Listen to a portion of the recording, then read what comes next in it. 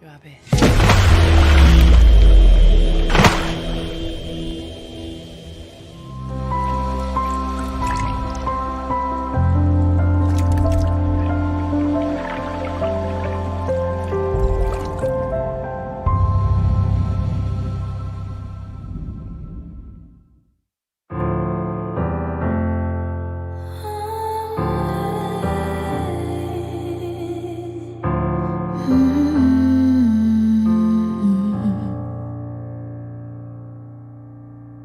It's a little bit crazy. You're suddenly blurry now. I wonder if anything was real.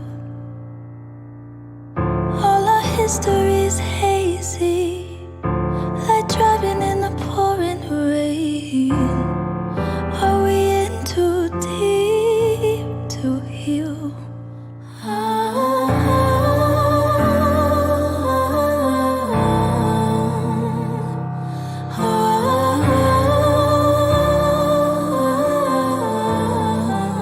You tell me that you're sorry, we'll make up tomorrow. Tell me everything you know I wanna hear. I'm trying to be open, but that window is closing. And either way, I need to make it clear before we're leaving here.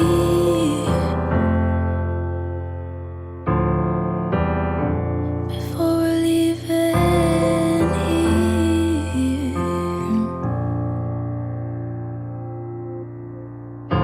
I know it ain't easy, but there's something left to hold on to. We can work it through, you don't have to go. There's a future here with me. We'll find the light in a clouded room. Not giving up until you know.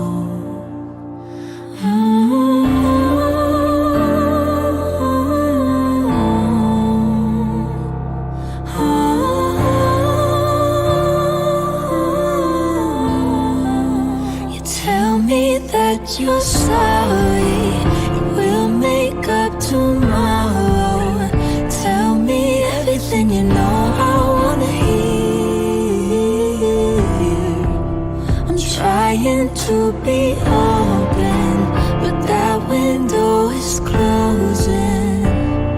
And either way, I need to make it clear before we're leaving here.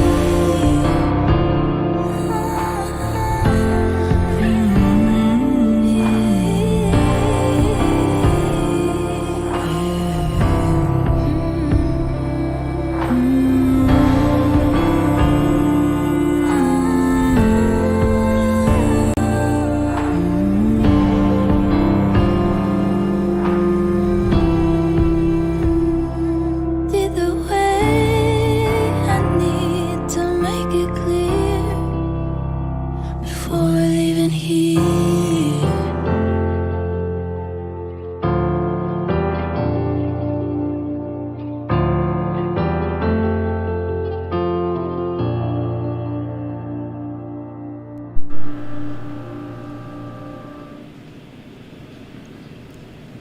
And shalom, everyone. Shalom. I want to welcome everyone to the house of the lost sheep of Israel.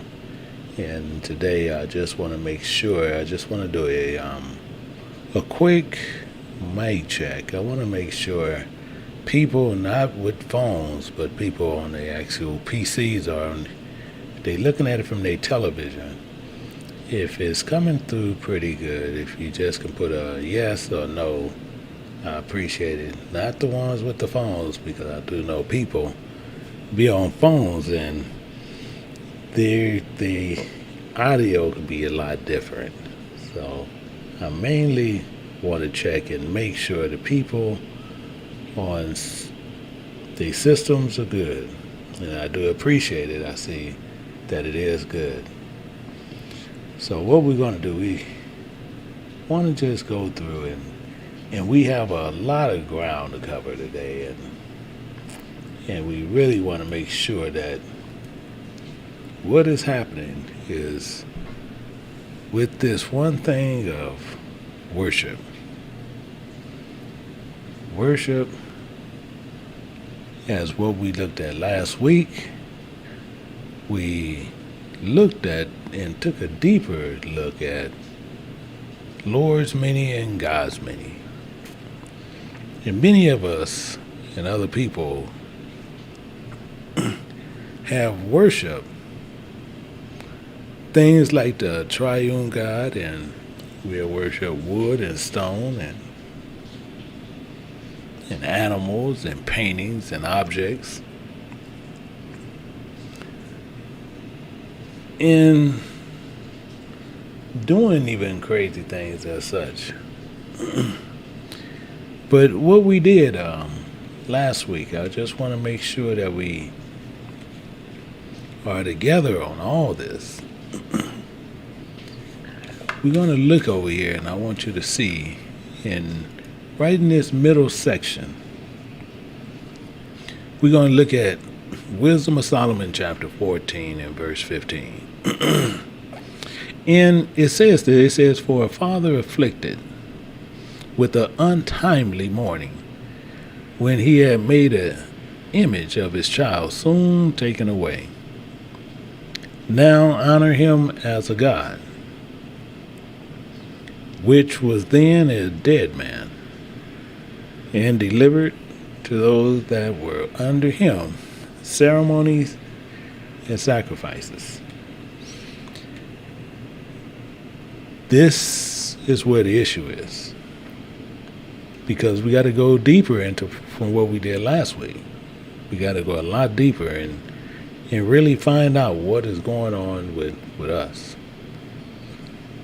And we do nothing more than honor people quite a bit that are dead. We honor their images. We honor their buffs. They do many things. But honor and respect is great in many people's lives, is what I really want you to focus on. And what I want you to start really setting your mind up on how you need to really take a better angle and understand what is going on. Because in people's lives, people will even honor and seek to respect images such as a flag. Yes, a flag. People will honor pictures. People will honor stones and respect them as if they were gods. Just because they made it, they make you want to respect it for which it represents. And if you don't do it, people have lost jobs, have started fights. It even come to the point to where many people have lost lives based on you not worshiping what they demanding you should worship because they respect it. Government buildings, parks, and mountains, and museums, and the street corner where people had lost lives, people went to jail because they did not honor an image. Many times it was images of dead men. Many times it's just images of flags. But today we're going to look at something. We're going to go through this written word of Paleo-Hebrew.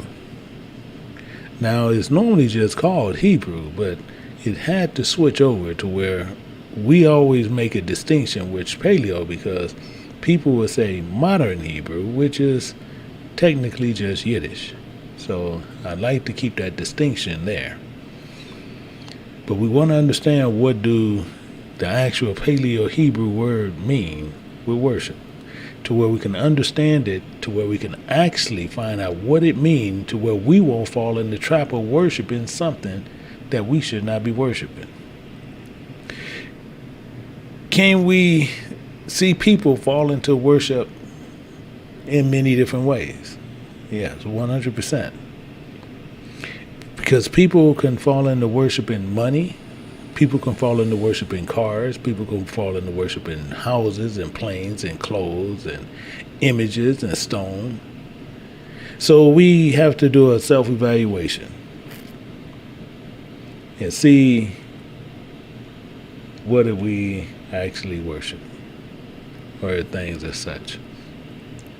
So we have to focus on worship, know what they are, and find out exactly what it is, and make sure we don't fall into this trap. Because God also said we have done this same identical thing. And the very thing he holds us accountable for. So we want to make sure that we not falling into something that he already accuses of, and knowing that we have done it.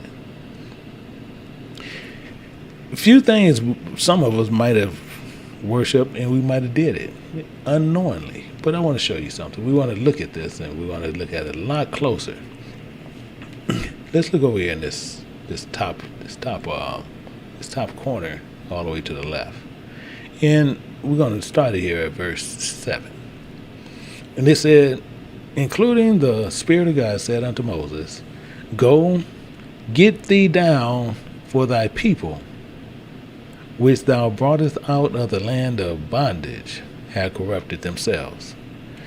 And the problem is that, which we're going to find out more, because when God was speaking to Moses, he wanted Moses to leave, because he was actually going to destroy us. He was going to actually destroy us.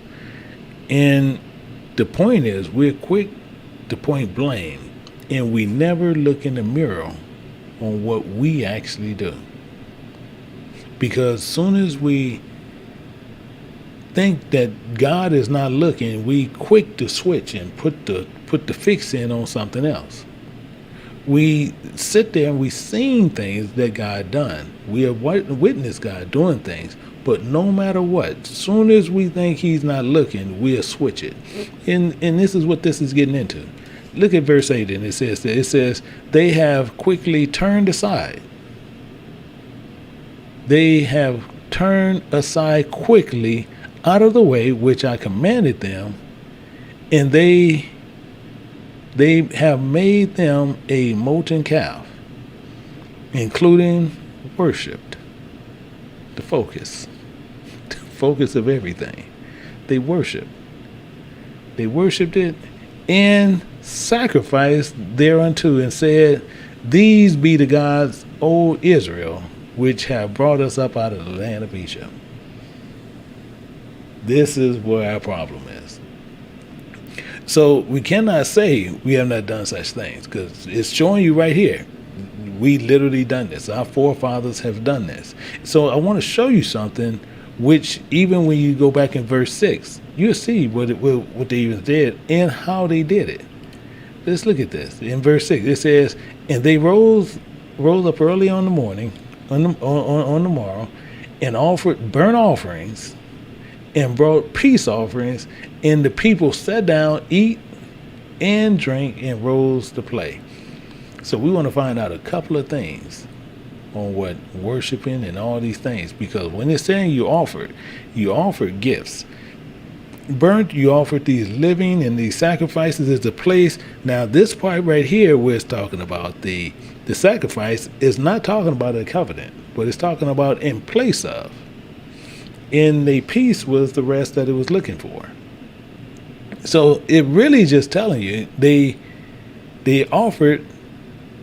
It's telling you what they did, including gifts, living gifts, meaning you, in place of. It was in place of what we was doing. So we need to find out a couple of things. So we're going to write these things down before we go further. I want you to make sure we understand this all together so we can walk together. And as we walk together, we're going to find out more so how we screwed up and everything. Because many people are going to tell you, worship this is worship that, and worship this is, and they try to go into these concordances. They do all these things which makes no sense. But we're going to find out exactly what worship actually means. So I want you to grab your pencil and your paper, because we're going to write down the 3 different ways you can see how worship actually works. Because worship, just worship. See, worship means to show respect sometime too. To show respect sometime too, including to serve it. To show respect, that's something that you are going to do. You're going to show respect to it, and you're going to also serve it. And worship, with the 2 P's with the ED at the end, is shown respect. You already have done it. You shown respect to. That's what we have done. And the other one is worshiping. We want to understand what that one means. And it means showing respect to and serving it continually. So these are the issues what people have done, including what God said about these things and what we have done. So this is why I say it's so important where we got to go through here, and we got to find out how we are doing these things and make sure we are correct on this. So let's look over here in the corner at Sirach chapter 35, picking it up at verse 8. Sirach 35, and we're going to pick it up at verse 8. Actually, we're going to start at verse 7. We're going to get a better understanding there. And it says the sacrifice. So it says the sacrifice of a just man is acceptable, including the memorial thereof, it shall never be forgotten. The reason it's saying this is the reason why I really want to tear some things down to make sure we really, really get it.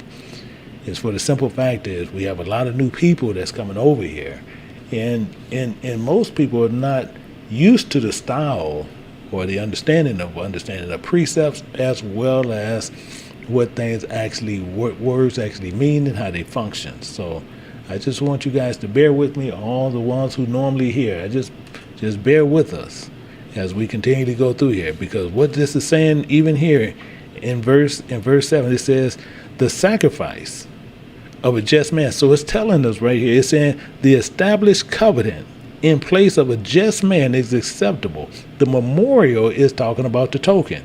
So it says, and the token thereof is never forgotten. That's what it's saying, because that's a token that we're doing. So what we doing, a sacrifice, the established covenant. So if we doing something and we establishing this covenant with God, and that's why he's saying it in this format.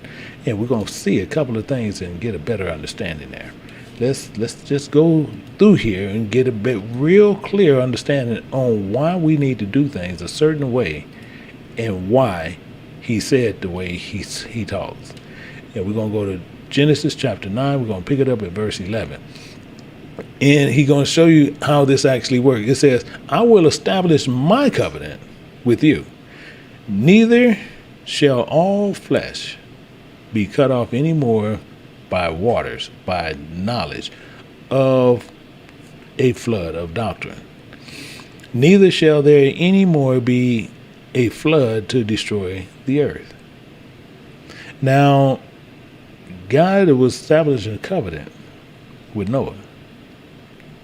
And he was establishing this. And what we know when we look at a covenant, he's talking about a government. When we're looking at a government, it is stipulated in what he's doing. He's making this agreement with Noah. And with this covenant, he's within the agreement, he's stipulating in advance what is between him and Noah and what is being established. So this is why I said we want to take our time and we want to really get what's going on. Let's go down to verse 12. And it says this, and God said, so now he's going to tell you the stipulations within the covenant. He said, God said, this is the token of the covenant which I will make between me and you and every living creature that is with you for a perpetual generation. This is a continue. This is an everlasting throughout all generations. This is why it still continues today. Now watch what the stipulation is on what he's doing. And we see right here, it says in verse 13, I do set my bow in the cloud And it shall be for a token, the same as why we have to present our bodies as a living sacrifice, wholly acceptable unto God, because that's our token. So we getting these better understanding. Now we're looking at verse 13. He said, I'm gonna set my bow in the cloud, and it should be for a token of a covenant between me and the earth. So now we know, and why you always see a bow in the earth, and you see it after it rains, you see his covenant already there. That's his token to us, to where we know he will never ever destroy this earth by these types of doctrines. That's the covenant that is set there. So the same thing as with a flood, the same thing he's showing you in the spiritual side, and the same thing when you see the physical side. Physical side, we know there's a flood of doctrines out there. The spiritual side of this is where people look at it and they look at a flood to where you can understand what he was talking about between the two, which he's talking about within the water. So the token is God's bow in the cloud. The agreement stipulated in advance between them, including which was in the earth. Let's look at verse 14, and it says this, and it shall come to pass when I bring a cloud over the earth, that the bow shall be seen in the cloud. You see how he's stipulating this. He's telling you exactly how this is actually going to work out. So within this agreement, the stipulation that God going to bring a cloud over the earth, which we see all the time, and we will see the agreement of that stipulation, the cloud, a bow in the cloud. Now, a bow is not for worship. A bow is not for worship, but we see people even doing that today. But a bow is not for worship. They even make jokes about it, talking about you go to the end of the bow and the rainbow and you see a pot of money. They do all kinds of things. But this is a stipulation. They actually mocking God. That's a mock towards God. But the bow is not for worship. It's not to sit there to play around with, looking for, talking about some money gonna be at the end. None of these things. So this agreement made between Noah and God and all the earth. But you currently and others using the bow to where people like to identify the bow as even as using it as homosexuality. That's what I'm talking about, disrespecting. We can't be doing these things. These things is nowhere near fair or even make any kind of common sense where we do this. And most people will sit there and justify that. They're justified and thinking, well, it's okay. No, it's not okay. But it's saying more here when we go down, and we'll see this here, and we're going to go down to verse 15. And it says, and I will remember my covenant, because of that token that he already has set in motion, the same way the sun goes up and down. He's sitting there telling you right here. So once it finished raining and all that things go down, he's showing us the silhouette picture. He says, that bow going to be in the cloud, and I will remember my covenant, which is between me and every living creature of all flesh, and the waters shall no more become a flood to destroy all flesh. You see how he's stipulating this beautifully in here. So the same thing that we see, the degree was made with the sun and the moon, and God remembering his covenant between us. It's already set. It's already set in motion.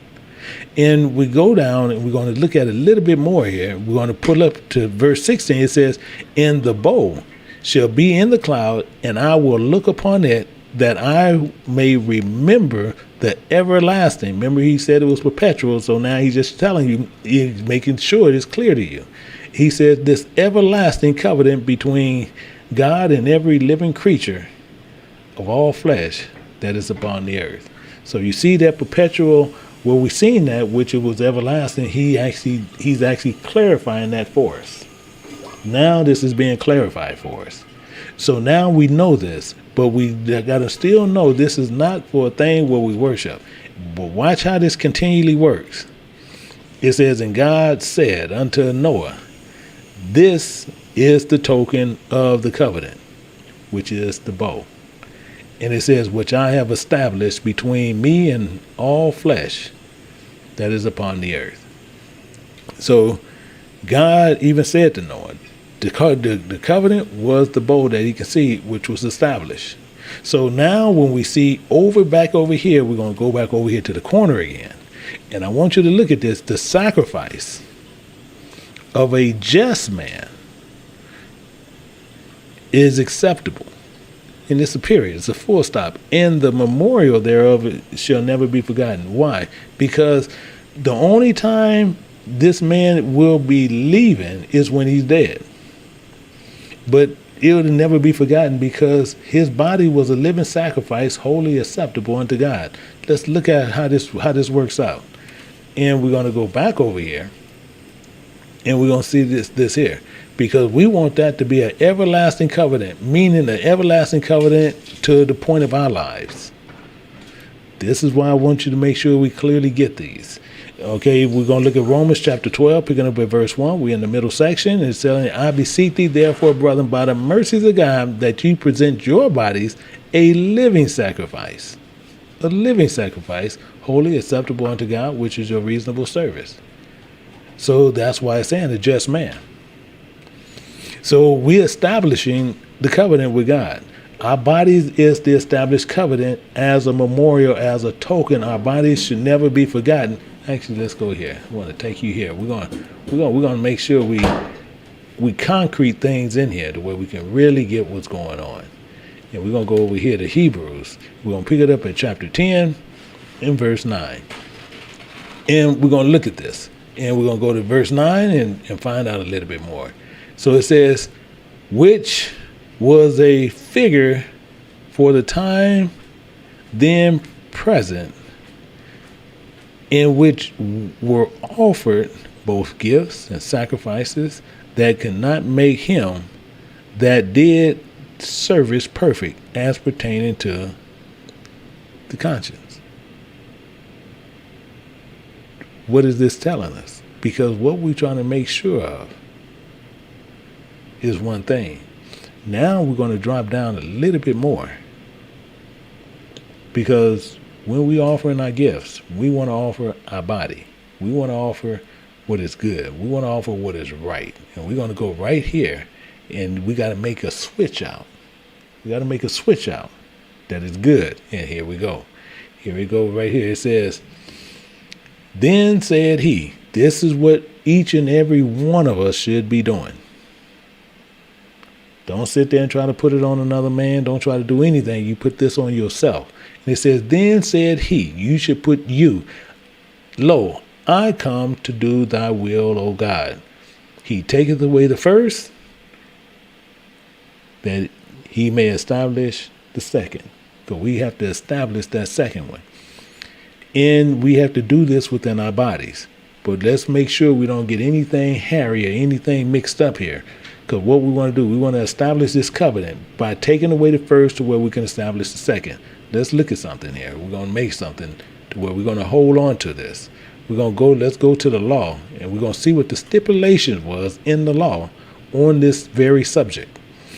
In Leviticus chapter 3, picking it up at verse 9, it says this, and he shall offer of the sacrifice. This is of the sacrifice of the peace offering. I want you to understand what this is. This is a peace offering. Why? Why is that? The reason we got to understand what this peace offering is for the simple facts of a few things. One, we've been sinning against God, and now we're trying to make a peace offering with God.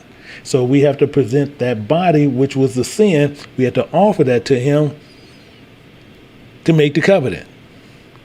And he has to sit there to where we're going to find out later. So we have to present these bodies as living sacrifice, wholly acceptable unto God. So we offering our bodies as a peace offering to him, and offering made by fire. And even though it's fire, we know what that is, talking about the desires. This is why it's so important to understand what these Paleo-Hebrew words mean and how they function. And it says, unto the Spirit of God. It says the fat. Now we're getting into a lot more stuff, which we'll find out later on why he said it even that way. The fat thereof and the whole rump, it shall he take off hard by the backbone, and the fat of the cover of the inwards, and the fat that is in upon the inward. He's telling us a lot of stuff. But we got to find out what all that is. But the reason why he's telling us where people was doing animals, because that was a vision that we needed to see. But this is why we was being kept under this law. And I'm going to show you why.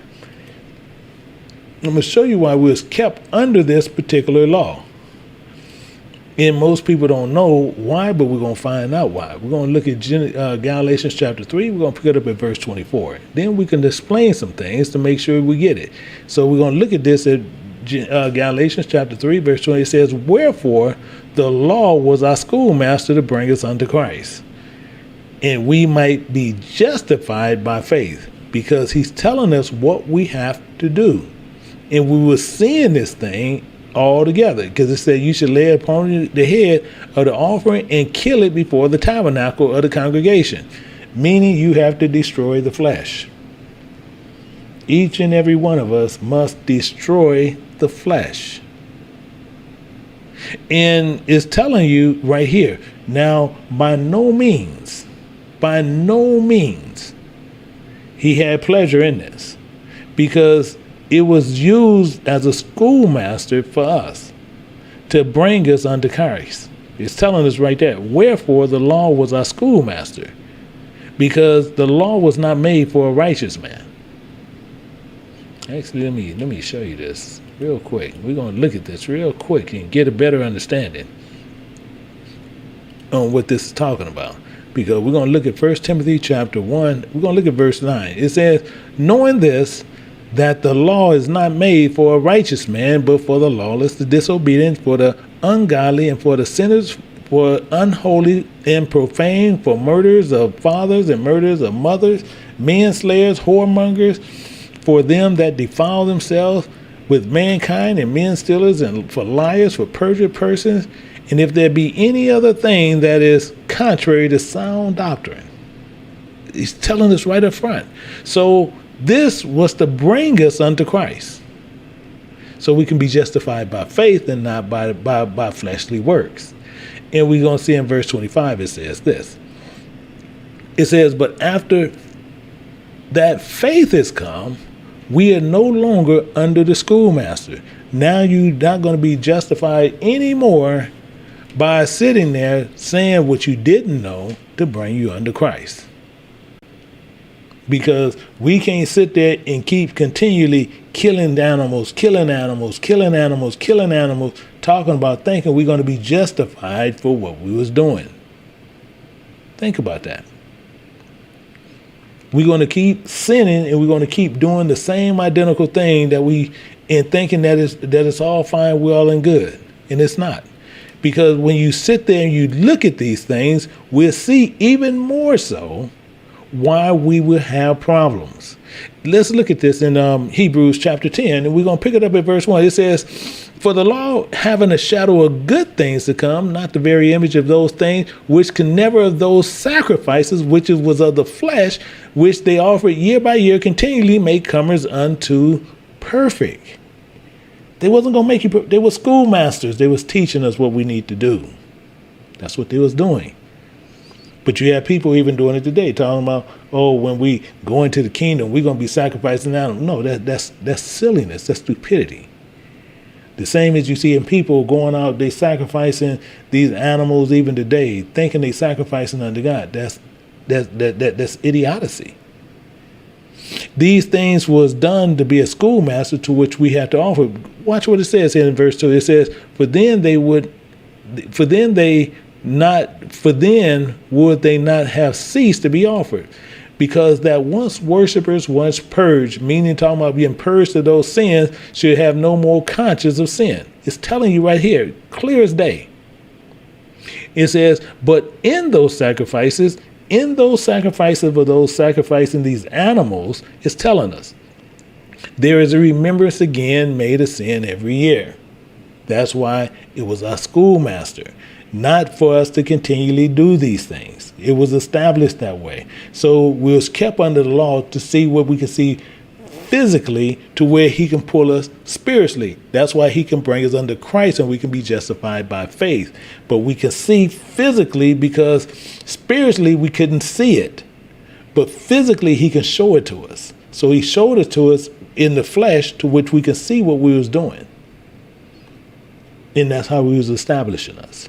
So then we can sit there and we can move, and we can start moving over. We can start trusting more in Christ.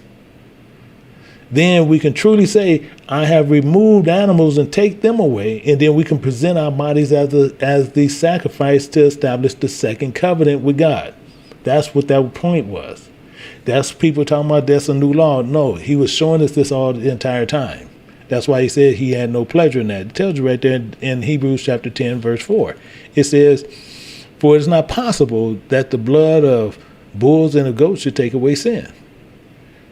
And he even tells you in verse 6, it says, in burnt offerings and sacrifices for sin, thou hast no pleasure. He never had pleasure. They were schoolmasters. These were schoolmasters for us, to teach us, to bring us unto Christ. But people will tell you different things today, and they sacrificing these animals and doing these things and sitting there because it has nothing to do with anything. So what we're doing, we presenting our bodies as living sacrifices. This is what God respects. This is what God honors. So one, if we seeking that, and then that's why God sit there, and actually he says something that's really key here, that we really need to look at what Christ even says here. And you look at this, and when we look at John in chapter 15, we're in the middle section, we're going to go down to verse 13. And watch what it says here, and see exactly what Abraham was, and watch what Yahushua says. In verse 13, he says, greater love have no man than this. Greater love than no man than this. I want you to clearly see what he's saying here. Watch what he said. That a man, that's M-A-N, that's talking about man or woman, lay down his life for his friends. I want you to think about that. What greater love do you have for a friend? And Abraham was seen as a friend to God. And what greater life can you do to give your life over for your friend? I want to show you something, and we want to just make sure we're all on the same page all the time, and just really to where we can get this. And that's what God respects, when someone can do something such as that. In Genesis chapter 4, and picking it up at verse 4, it says, and Abel, he also brought the firstlings of his flock. And of the fat, we got to find out what this fat stuff is. And it says the fat thereof, and the Spirit of God had respect unto Abel in his offering. So he had respect unto Abel in his offering. I want you to understand how God can respect something when you're doing something. If you're sitting there and you know that flesh is sin, you turn that sin in to God. You give that body over as a living sacrifice, wholly acceptable unto God. And he can respect that. But some people worship that. That's why we got to see more so what this is talking about. But the main thing is we're getting the foundation, we're getting a better understanding on what we need to do. Because we got to know exactly, not kinda, we got to know exactly what worship is. Let's look at something. He even did this even with the Israelites. He did this, and we're going to see something. We're going to go in two places. We're going to go to Exodus. We're going to look at chapter 2. We're going to pick it up at verse 25. 2 and verse 25. The scripture says this. It says, and God looked upon the children of Israel. So he looked upon the children of Israel, the children of Jacob, and God had respect unto them because they were sitting there getting on one accord. They was getting on one accord.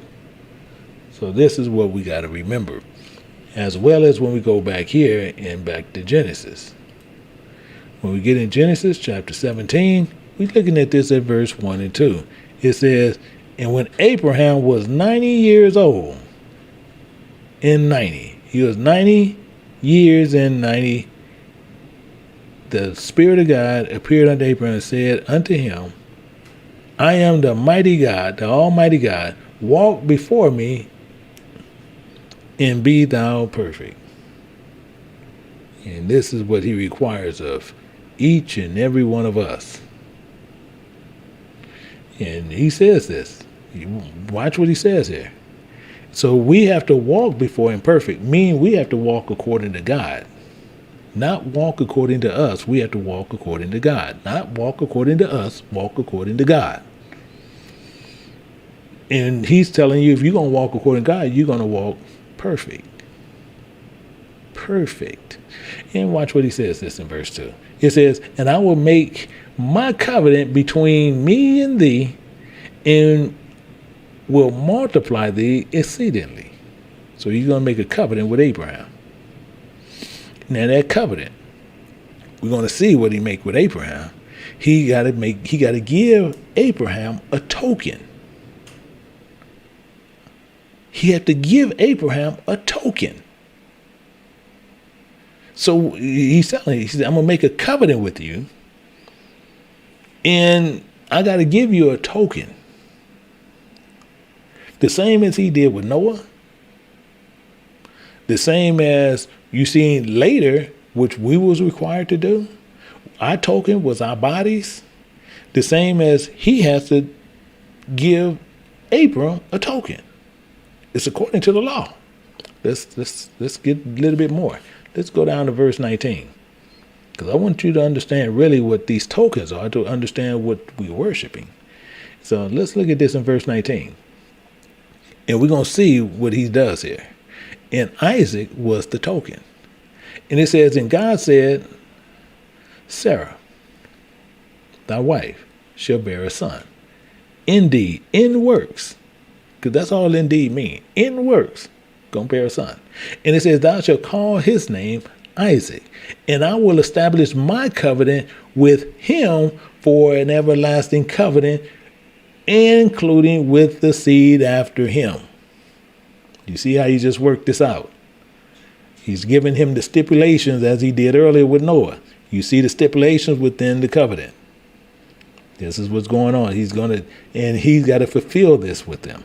So God told Abraham his wife is going to have a son, and he's going to be called Isaac. This is why when Sarah and them later on, they end up having Hagar to do this stuff. He didn't make no covenant with that. He made a covenant with Abraham going into Sarah. Not making a covenant with Abraham to go into Hagar. That was something that's not an established covenant. That was something they did according to the flesh.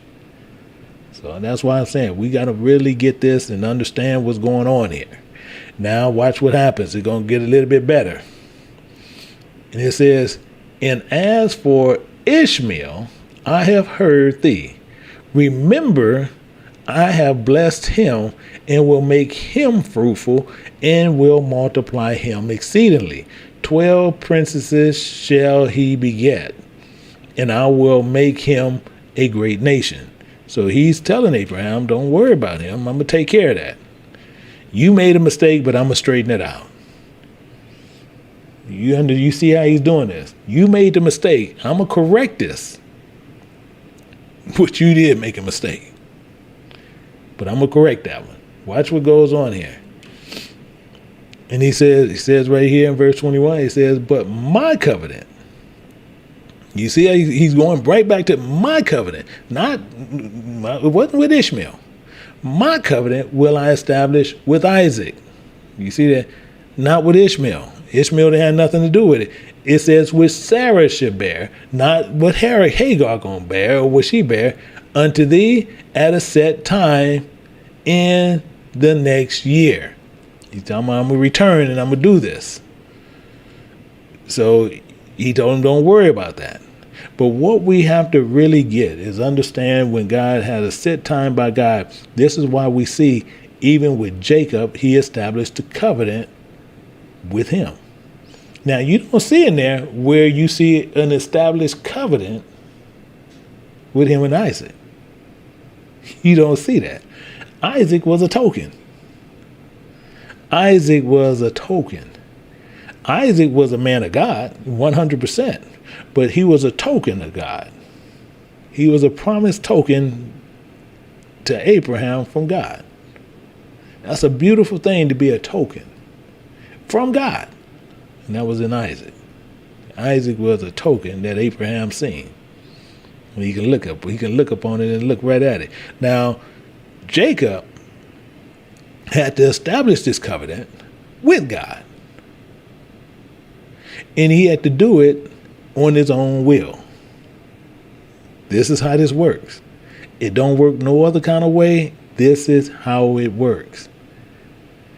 Let's look at this all together. We're going to go over here and we're going to look at something. Actually, we can go here. We can go to Genesis over here. We can go to Genesis 28. We're going to pick it up at verse 20. At verse 20, and it says this. It says, and Jacob vowed a vow, saying, if God be with me and will keep me in this way that I go, because he wanted to go the same way his dad was going, and give me bread to eat and raiment to put on. So he's telling you a lot of stuff because he vowed a vow, and he's telling God, he's sitting there saying, if thou be with me and keep me in this way that I go, and give me bread and give me knowledge to learn of. He's telling you right there, give me knowledge to learn. Give me knowledge so I can understand the way. And then he says more, including raiment to put on, including be a covering. You give me some covering. He said to put on. It says so that I come again to my father's house in peace and rest. He said, then the Spirit of God be my God. So this is the point what he was telling you the entire time. In fact, we'll look at this better. We'll go over here to Psalms. Let's look at Psalms. I'm going to show you something here. In Psalms chapter 48. We're going to pick it up at verse 14. 48 in verse 14. It says, for this God is our God forever and ever. This is what Jacob was seeking. This is what Jacob wants. And that's what he was saying. He said, then the Spirit of God should be his God. And it's telling you right here in 14. And it's telling you, and he will be our guide even unto death. This is exactly what Jacob was saying. Because he's sitting there saying that he returned to his father's house in peace and rest, even unto death. Then the Spirit of God shall be his God. Now, the beautiful thing about this is really beautiful, because Jacob set up a pillar. He set up a stone, and it's going to see here, and he's showing his token part on what he wants you to see. Watch what he did here. It says, including this stone which I have set for a pillar, shall be God's house. So he put a stone there, but he was talking about his body, but he's showing the physical part. He says stone for God's house. And of all that thou shalt give me, I will surely give the 10th unto thee. Now that's a beautiful statement, because people will sit there and churches will tell you, these buildings that they call these churches, they'll tell you give a 10th. And a 10th don't mean give them 10% of anything. A 10th, which is Paleo Hebrew, all it's telling you is he's going to do his best. He's going to do whatever it takes, his best unto God. That's all he said. And I will give the best unto thee. He's going to do all that he can. He ain't meaning he's not wavering nowhere, because he's going to have God as his guide, which we can also see. Again, we're going to sit there because he's sitting there right. He's not going to waver either way. And we'll see this in 2nd Esdras chapter 16, verse 75. And we'll see this here, where it actually says that. Again, it says, be ye not afraid, neither doubt. Full stop, clearly on there, neither doubt. Because we're going to tell you what, if you want the knowledge of God, you need to covering to where you can return back to your father's house. And if your father's house is not your father, where you sitting there saying, oh, this is my dad right here, you ain't talking about that. You talking about your father's house. You talking about Abraham. Y'all got to get that understanding. When you talking about you want to return to your father's house, you talking about Abraham. That's why you want to go into Abraham's bosom. People say, well, my father, oh, my father, same thing. I be saying my father is Melvin. No. My father's house is Abraham. So neither doubt, don't be afraid, but God is your guide. Because God, that's all it means. God is a guide. And you are supposed to do that tenth. Tenth don't mean tithe, and tithe don't mean tenth. They have two different meanings. And the reason you want to do it this way is the same thing. Is why Jacob had to do that way. Because he had to come to him, and he had to do it at the door of the tabernacle. Let's look at this and go back into the law and find out a little bit more. Leviticus chapter 1, we're going to pick it up at verse 3. Look at the law and see why it has to be done this way. It says, if his offering be of burnt sacrifice, you see that right there, burnt sacrifice. And that present got to be a burnt sacrifice. And it says, of the herd, let it offer a male without blemish, without conditions. And he shall offer it of his own voluntary will at the door of the tabernacle of the congregation before the Spirit of God. It have to be at his own will. Are you guys with me there? His own will. You can't just go, oh, you have to do this, you have to do this, you have to do this. No, he's not saying that. You have to offer this at your own will.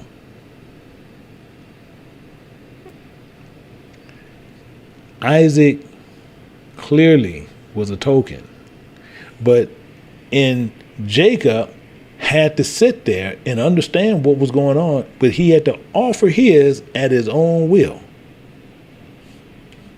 So this making Jacob offering the present, and this is the same as Moses explained, and we're going to look at this with Moses. We just getting all the hairy stuff out the way. We're going to get all the hairy stuff out the way. In Exodus chapter 23, verse 15, it says this. It says, and thou shalt keep the feast of unleavened bread, of pure knowledge. Pure knowledge. Keeping the feast of pure knowledge. And it says, and thou shalt eat unleavened bread 7 days as I commanded thee in the time appointed for the month of Abib. All this is spiritual talk. All of it is spiritual talk. And it's telling you, thou shalt cometh thou from bondage, and none shall appear before me empty. Now you just see how he just did that. You cannot appear before him empty. So it must be a burnt sacrifice, a living, because burnt don't mean nothing but living. That's what catches everybody. That burnt is living sacrifice, and that sacrifice is the established covenant. And you can look at it in two different ways, because it's established covenant, but it's going to be in place of. So this is what we have to do. This is why I say it catches us in a trick bag. And it's not putting us in a trick bag. What we have done is not taking the time and looked at Scripture and sat there and had anyone to properly take us through Scripture. That's our problem. We have taken the time, and we have went to all kind of different avenues to learn what we thought we knew, and we just didn't know it. But when you can sit there and you can truly see the word for what it is, and it's showing it to you, and you see it, and it unravels, all those scales just start falling off, and you can start seeing what's going on, because that's what it's telling you right here. This is what it's telling you right here. In verse 3, it says, in his offering, right here, right over here, in his offering, his present of a living sacrifice, established covenant. He's telling us the same thing we've seen in Hebrews, the way that Paul flips us. Same thing he did in Romans 12:1. He's telling us the same thing. He's telling us the same thing when we're looking at this here. The same thing where Paul takes this from, and we sit there and Paul is craftily can do these things. He said, I beseech thee, therefore, brother, that we, by the mercies of God, that we present our bodies a living sacrifice, wholly acceptable unto God, which are reasonable service. And it says, if his offering be of a burnt sacrifice, it is a living sacrifice. It is a living covenant, a living established covenant of the herd. So it either, seeing why it's saying of the herd, this right here, why it's saying of the herd, it can either be in either gender, male or female. But then this example is just using the male. But it's saying of the herd. But a herd, it can be either gender. It don't even matter. But the beautiful part is this. It says, let him offer, you see right here, without blemish. So it can't be with conditions on it. Conditions cannot be on this offering. You can't sit there and offer your body as a living sacrifice, wholly acceptable unto God, and say, but God, if, I gotta, but on Mondays and Tuesdays, I got, I got a football game. You can't be no conditions. Got to be without blemish. No conditions on this. That's why he's saying this. This is why he speaks in this way. So this is why we really got to understand what it's talking about all the time. Now, let's get a little bit more into this. Let's go over here to same thing, back over here, Sirach. We're going to go back down. Now we're going to look at 7. Now we understand the sacrifice of a just man is acceptable. Now we know if we present our bodies as a living sacrifice, so we're going to use it as a token. And then it says, and the memorial, the token thereof, shall never be forgotten. Now we get that. We should get that. So we know this is what's going on with us. Let's look at verse 8. It says, give the Creator his honor. This is what our issue is. Give him his honor. This is what our issue is. And it says, with a good eye. People sit there and people go all kind of different places. And this is why we sit there and say the same thing. I don't mean nothing but understanding. I don't mean nothing but understanding. And it said, so give the Creator his honor with a good understanding, including diminish not the first fruits of thy power, of thy hands, of thy powers. We get that. We get that. So with this good understanding, meaning what? We have to do things and make sure that we not doing these things, and we have the understanding, but we do it in a shady way. I'm going to show you an example. Let's look at an example. Best one we can do. Let me just do this. We're going to go over here and I'm going to show you an example. Let's go over here to Acts chapter 5. We're going to go to Acts chapter 5. And we're going to see where they had a good understanding on what they was doing, even though it was shady. Just get what we're going to do this one, but it was shady what they was doing. And it says, but a certain man named Ananias and with Sapphira, his wife, sold a possession. Okay, so they had some property and they decided they're going to sell it. And what happened here is something that's different. But I want to show you something. I want to put a couple of keys in here to where we can make sure we can't get around it.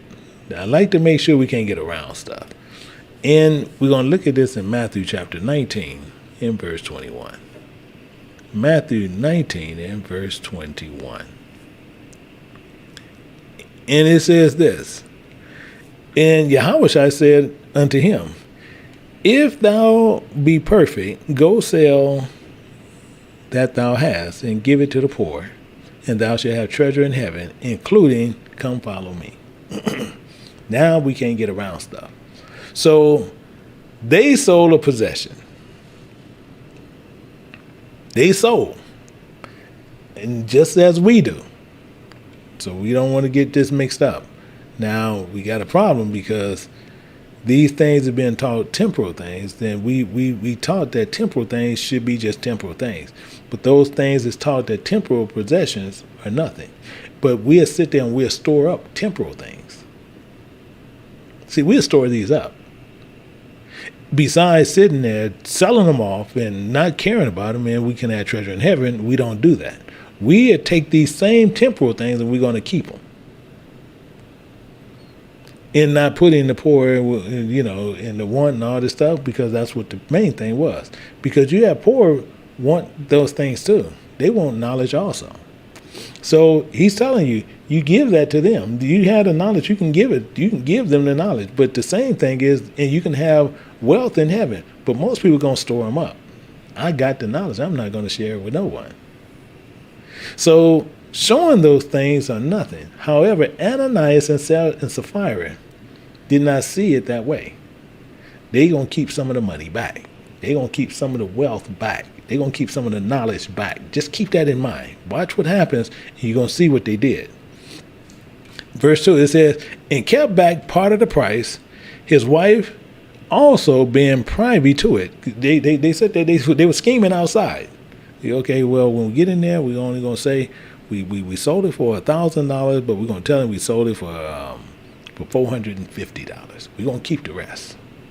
Watch what happens. And he said, and he brought a certain part and laid it at the apostles' feet. So he laid it at the messenger's feet, is what they did.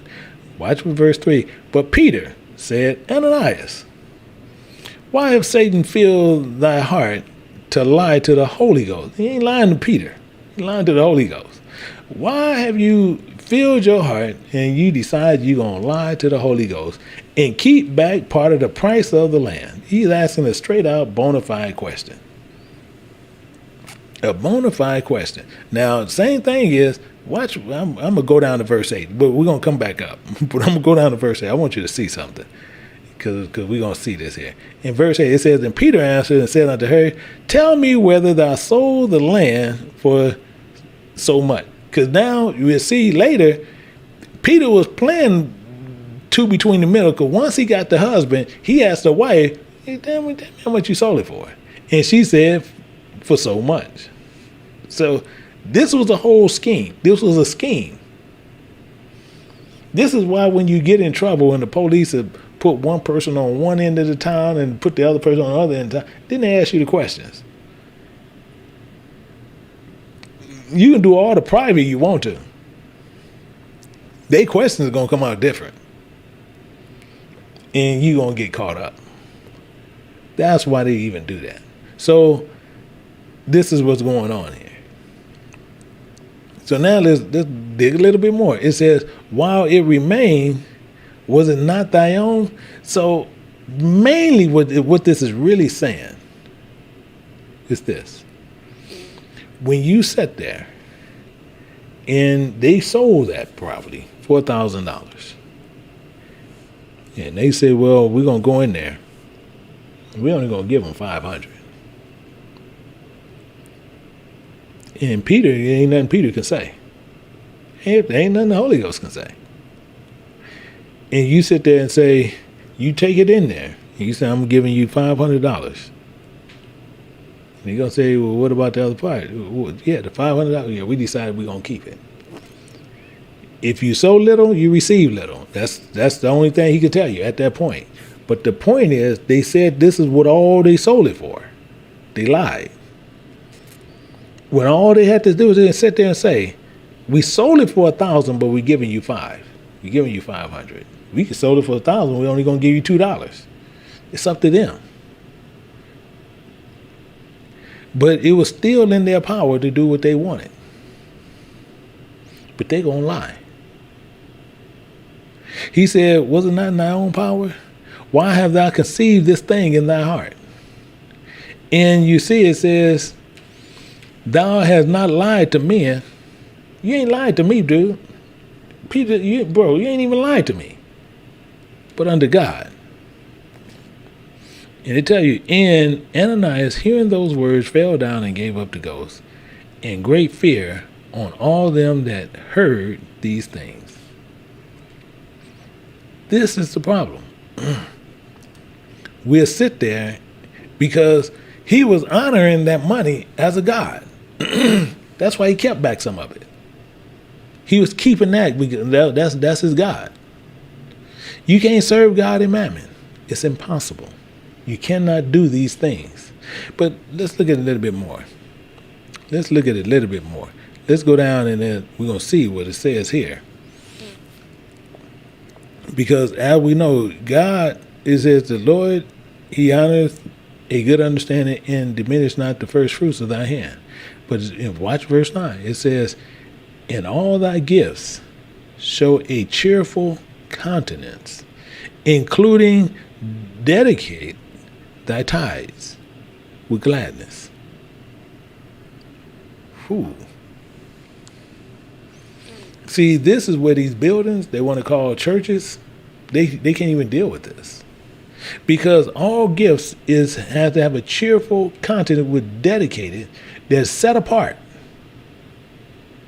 It's telling you. It's set apart.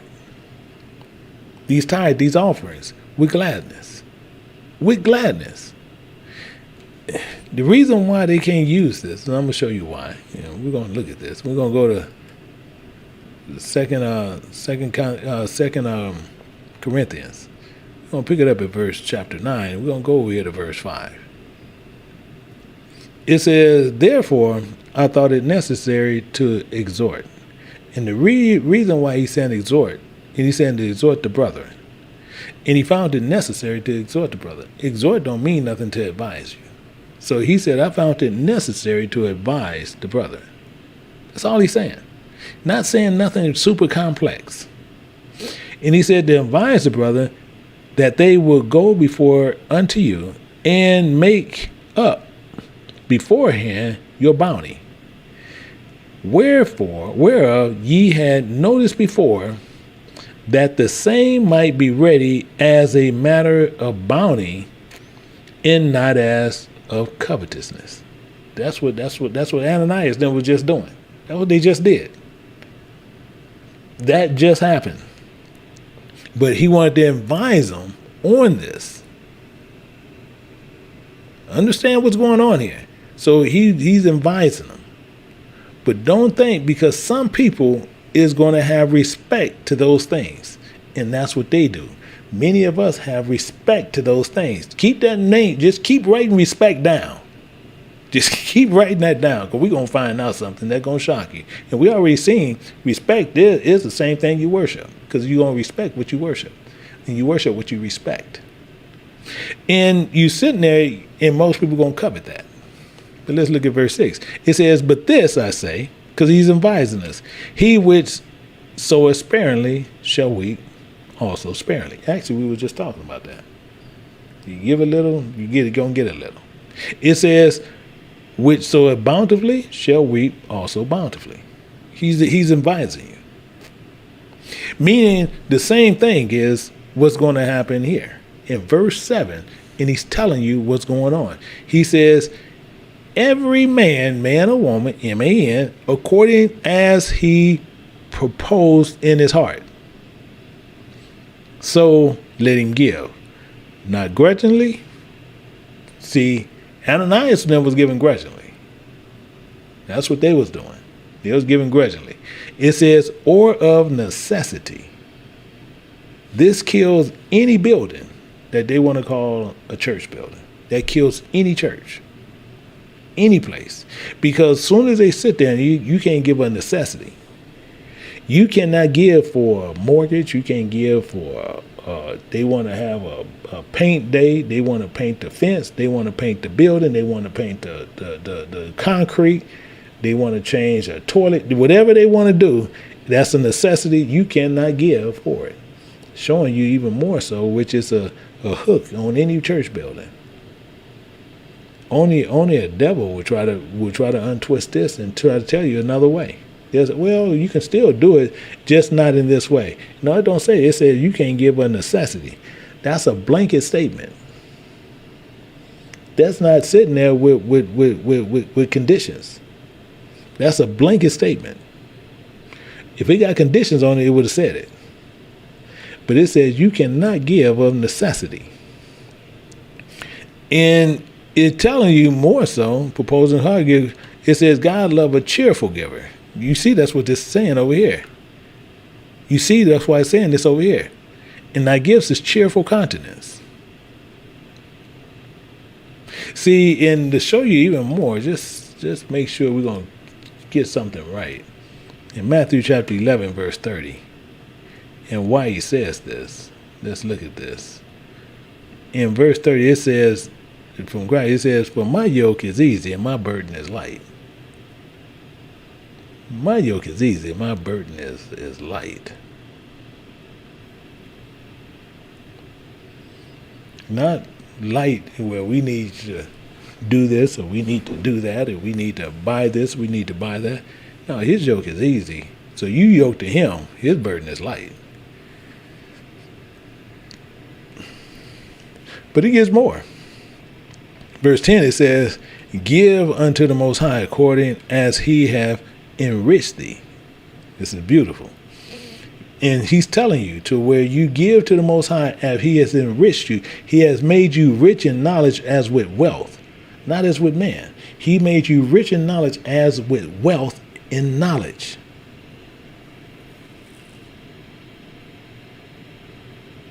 You give that service, showing another one what they need to do. See, even as our father Abraham did, even with people where they try to sit there and use things as forms of money. And he's talking about, so when you sitting there talking about wealth, most people will sit there and don't know what you're talking about. Actually, I'm going to tell you what, better yet, let's look at something. I want to show you something. Let's go back to Genesis. Got to go to Genesis because Genesis has some of the best examples in a lot of things. But I want to show you something. In Genesis chapter 14, we're going to pick it up at verse 22. Why I want to show you something real key here. Because this is with Sodom. This was the king of Sodom, which king of Sodom don't mean nothing but burning desires. But watch what he did here. It says, and Abraham said to the king of the burning desires. He said, I have lifted up my hand unto the Spirit of God, the Most High God, the possessor of heaven and earth. Watch what he says. I will not take from a thread even to a shoe latch, including that I will not take anything that is thine, lest thou shouldst say, I have made Abram rich. If I take anything from you, you'll sit there and say you did it. Technically, all he's telling me. If I take from you, you won't sit there and say you made me rich. You made me rich with knowledge. You made me rich with wealth. You did these things. That's what this is talking about. This is what's letting us know what's going on. Verse 10 says, give the Most High according to he have enriched thee. Your understanding should be good. Your understanding should be right. Your understanding should be all about God to where now when somebody come to you, you can talk to them with a sober mind and good understanding on when you can expound on the Most High. Not sitting there talking craziness. And people make you worship people. In fact, let's get in there because the Most High God is going to give you the way you can prosper. But let's look at this. It says, for the Creator recompenseth, including will give thee 7 times as much. That's serious. Because what recompense means he's going to reward. He pays. Gives you 7 times as much. You can actually even see where he talks about that even with Cain, and you see it with a couple other places. He's going to reward you. He's going to pay you 7 times as much. You do something wrong, he say, I'm going to nail you 7 times more. That's what he's talking about. He's going to repay you. He's going to recompense that. But make sure, let's look at this. It says, do not think, in verse 12, do not think to corrupt with gifts. Think about that. Don't think to corrupt with gifts. Using gifts such as money. If you're a servant of God, why are you sitting there trying to work for money? Don't try to corrupt with gifts.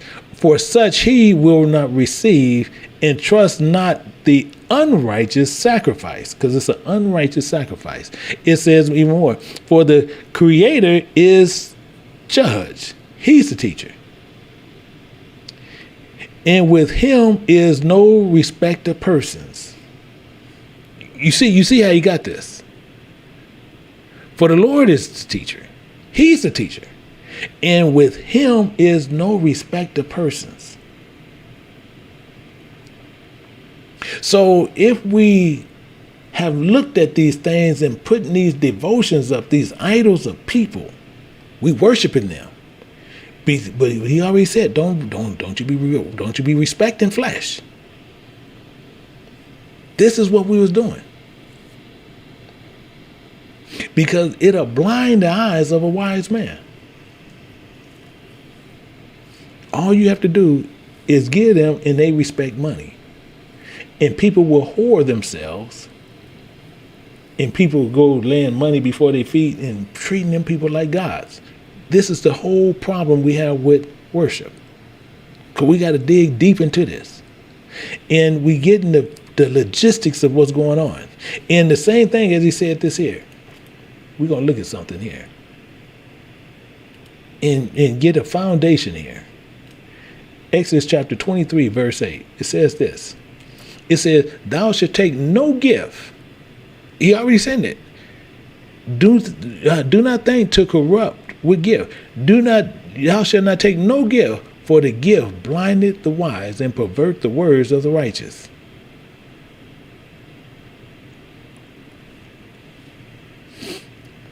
Wow. And I had a friend, he's telling me about these people, they call themselves Levites. A lot of people call themselves Levites. And they do these things. And it's telling you something even more so where you can find out the lie. Telling you more so to find out the lie. Because I'm going to show you this and make sure we always understand it. And this is in the law itself. In the law. In Numbers chapter 18, and picking it up at verse 6, it says this. And remember, I have taken your brethren, the Levites, from among the children of Israel. I didn't take them. These boys are going to be working for me.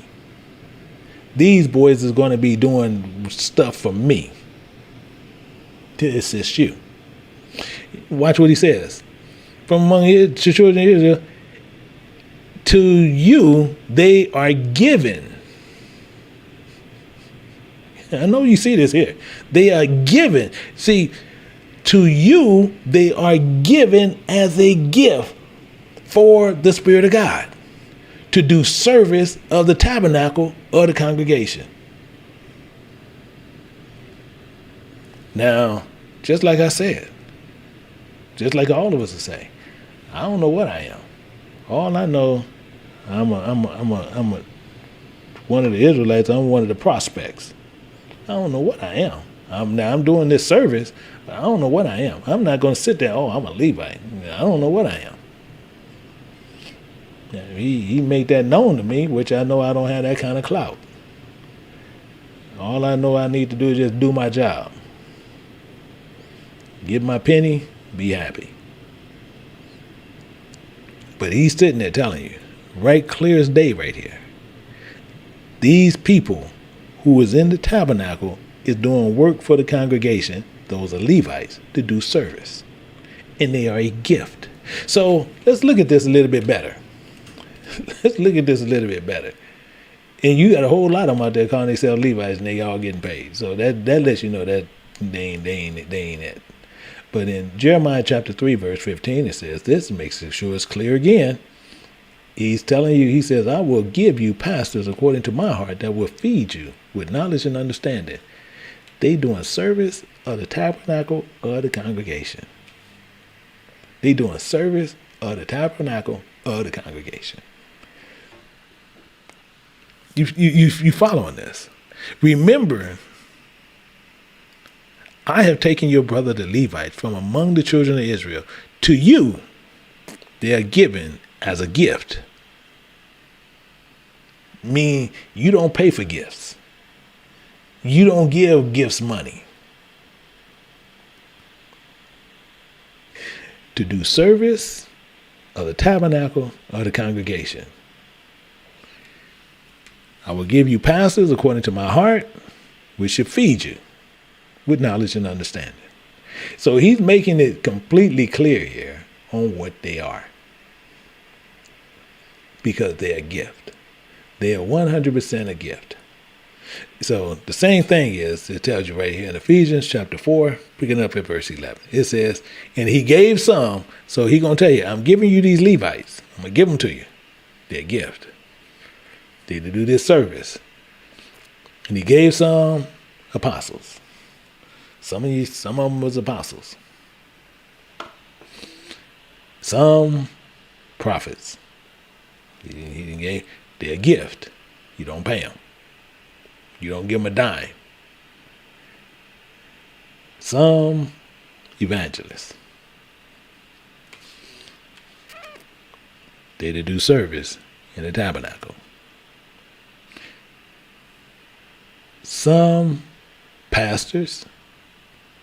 They to do service in the tabernacle.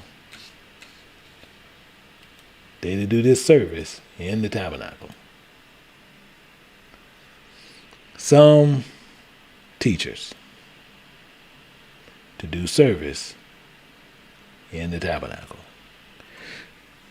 And it's telling you, as he told you, he said, to feed you with knowledge and understanding. So if they have knowledge and understanding, they're going to tell you clearly, and you're not to pay them no money. This is clear as day, all day long. Because when you're giving them money, you're giving them gifts, you making them appear as something else.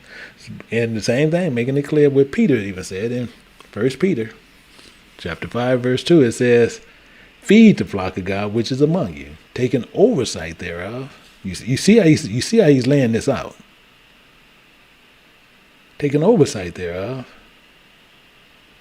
not by constraint, but willingly, not for filthy lucre. Not for filthy lucre. They're a gift. They are a gift. So you can't be doing it for money.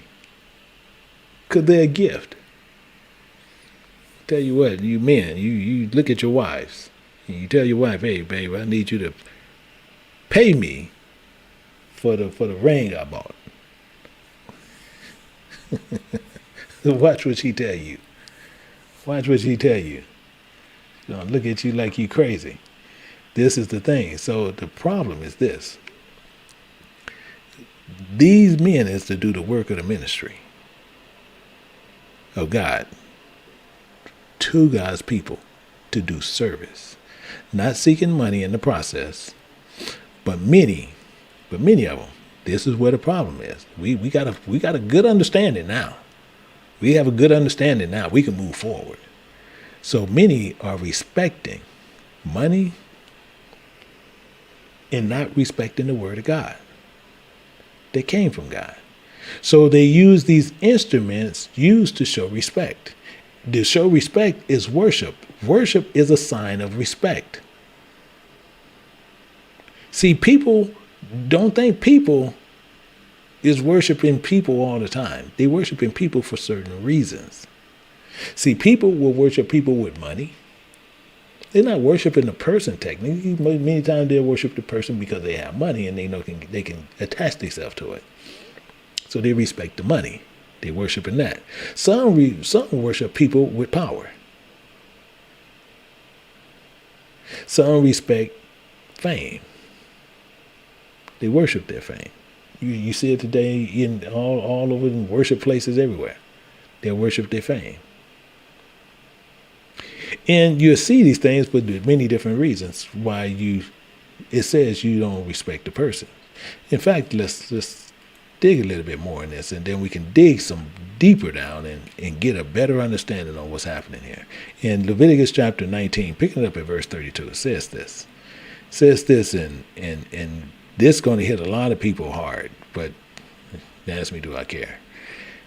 Ask me, do I care? It says, thou shall rise up before a hoary head, including honor the face of the old man, and fear thy God. I am the Spirit of God. Why is this going to disrespect so many people? The respect of hoary head is a person of gray hair. So why is that talking so much? See, because honor is respect. Face Why it's telling you thou shalt honor a hoary head and honor the face is telling about former times. This is all it's talking about is spiritual. Former times. So in these formal times, that's what it's getting into. So these formal times, it's talking about an aged man. But then it's telling you, old man, in fear and desire thy God. That's why he's saying you respect these, but then you sitting there, but you desire thy God. You see how he's saying this. Including honor the face of an old man, including desire thy God. You see how you got that? That's why he don't say fear them. He just said, just respect them. And you desire God. He said, because I am the Spirit of God. I'm the Spirit of God. I'm the one you trying to get through to get to. But the problem here is this. You know how many people, the reason why most people can't respect people with a hoary head, because many times you got most people out there dyeing their hair. That's what I told you. We won't have a problem. I knew this was a problem. You got more people dyeing their hair. You got men that is in their 70s and their 80s, and they don't have a gray stitch nowhere. So you can't even honor the hoary head because they want to walk around and look like they 20 or 30, which they still look like 70 and 80.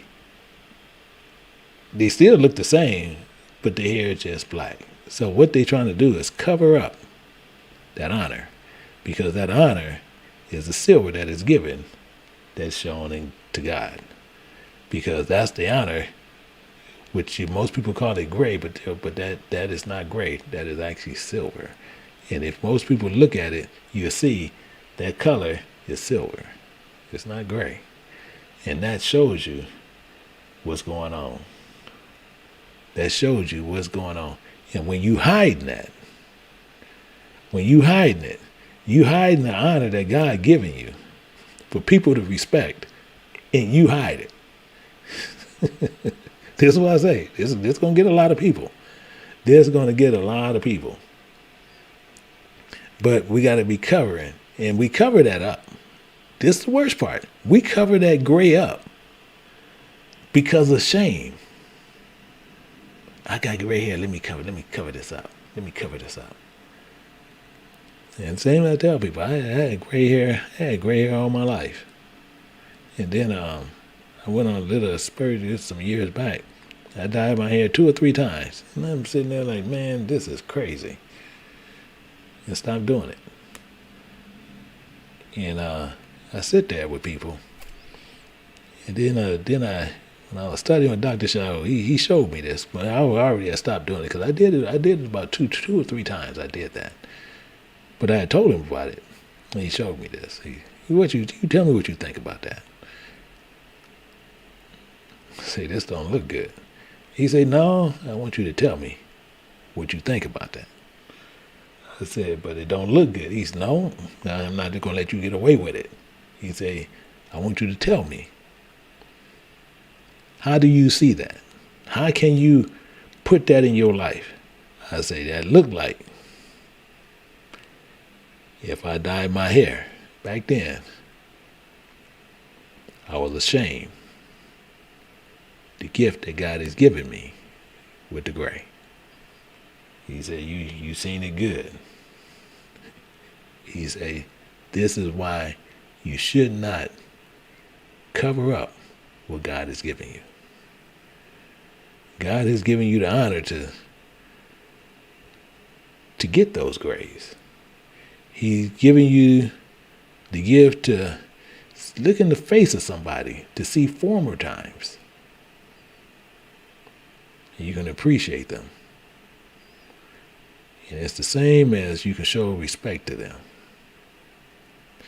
A lot of times you can look at the face of a person, you can see the wisdom and the knowledge and the understanding that they have. They can tell you things to help you a great deal. So you shouldn't be out there dyeing your hair.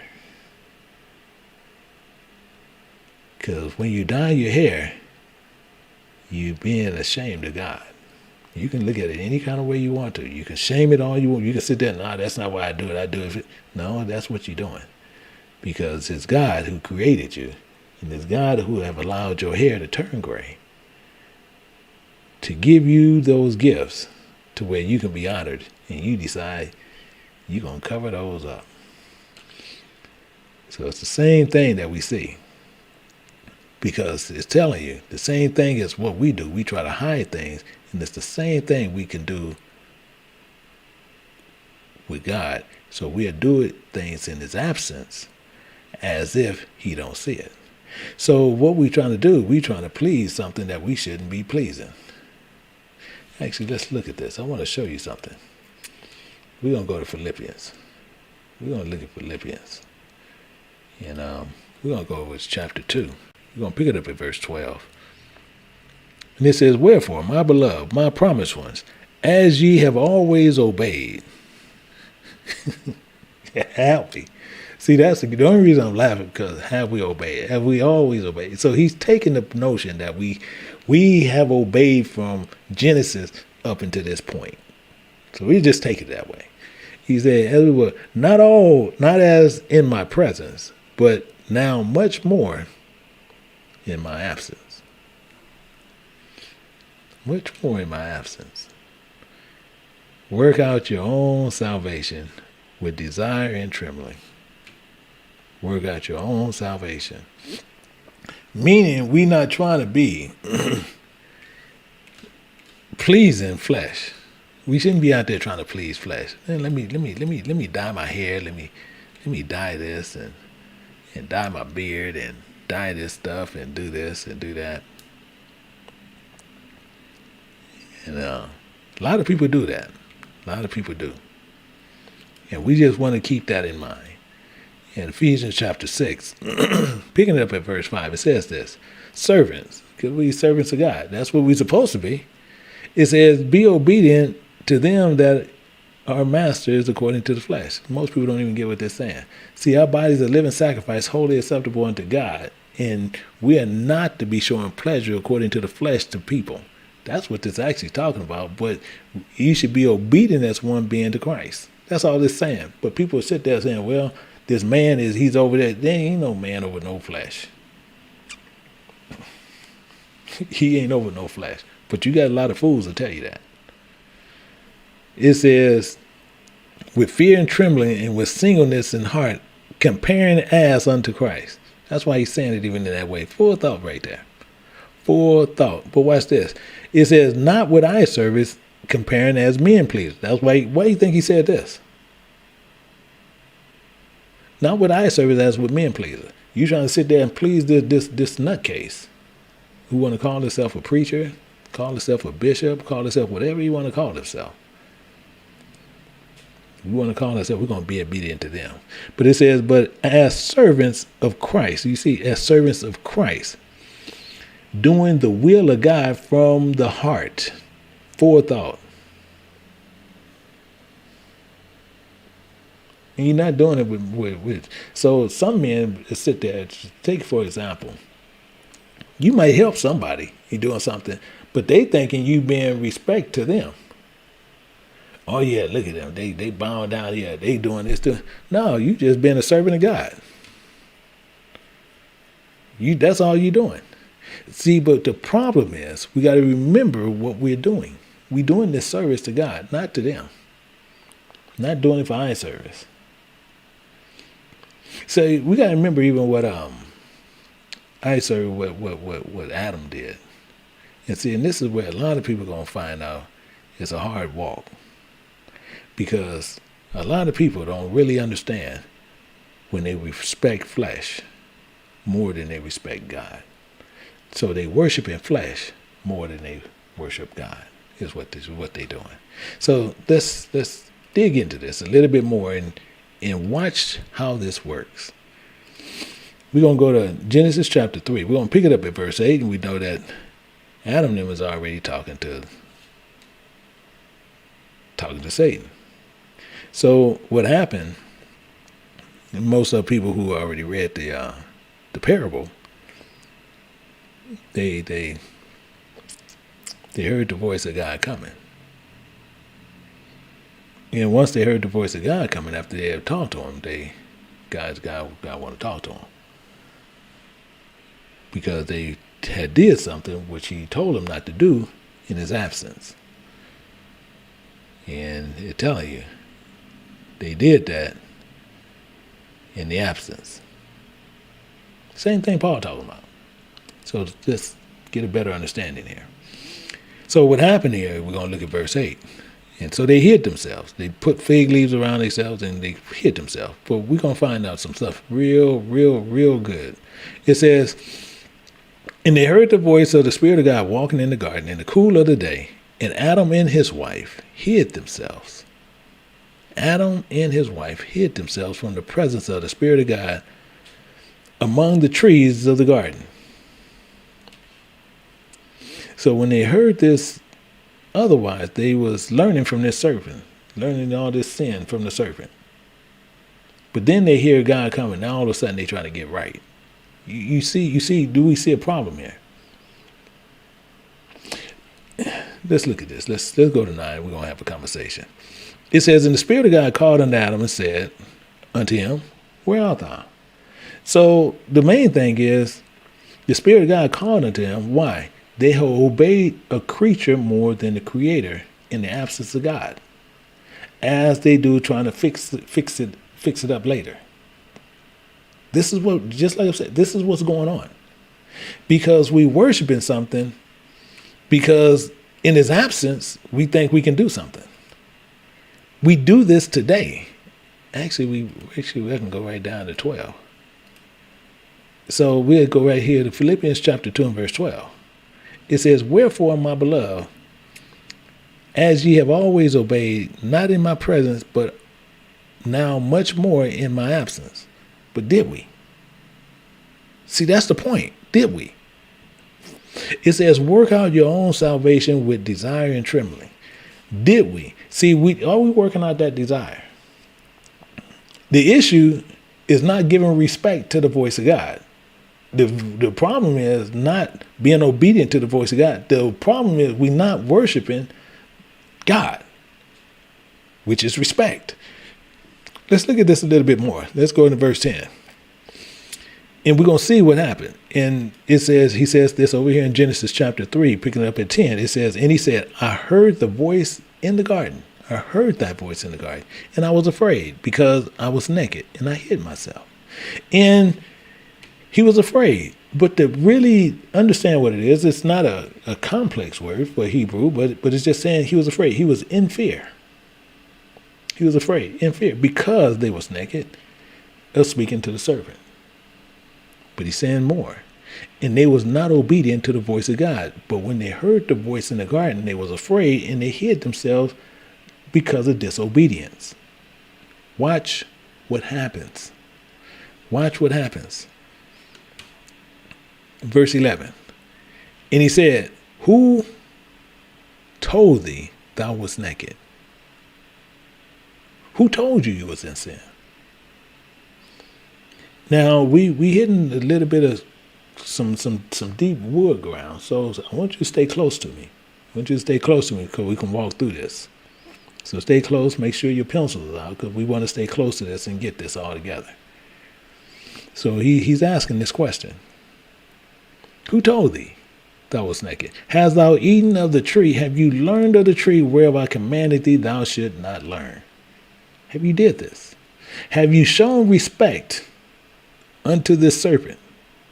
And the serpent caused you to do these things. In fact, let's pull a little bit more of something. Let's go to Luke. We're gonna put some other keys in here to where we can't get around it. We're gonna look at Luke chapter 23, verse 10. It says this. It says, and the chief priests and the scribes stood and vehemently accused him. Now, when you sitting there and the serpent came and talked to you, the first thing we should have did is did what? Should have kept our mouth shut. Should have kept our mouth shut and just kept walking. In fact, you go over here to Matthew. Thinking about it, go to Matthew. It says this. It says this about the whole subject. Chapter 10, verse 19. Matthew 10, 19. It says this. It says, but when they delivered him up to take no thought or how what ye shall speak, for it shall be given you in the same hour what ye shall speak. And it says, for it is not ye speak, but the Spirit of your Father which speaketh in you. Now, we clearly know we over here in Genesis chapter 3. And evidently, he gave them his spirit in chapter 2. So who do you think spoke? It wasn't the Spirit of God. It bounced because their desire was on the other one. So who do you think told God? See, this is what I'm saying. See, because they think God didn't know. But the resistor told what they was doing. Let's look at this all together. See, they sitting there thinking that he just can't. Well, let's look at it all together. We're going to go to Zechariah chapter 3. And we're going to go right to verse 1.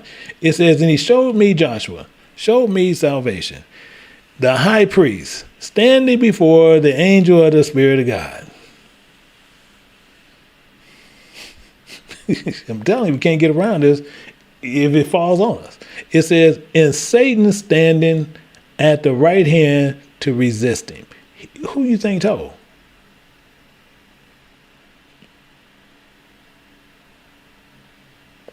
Who do you think told?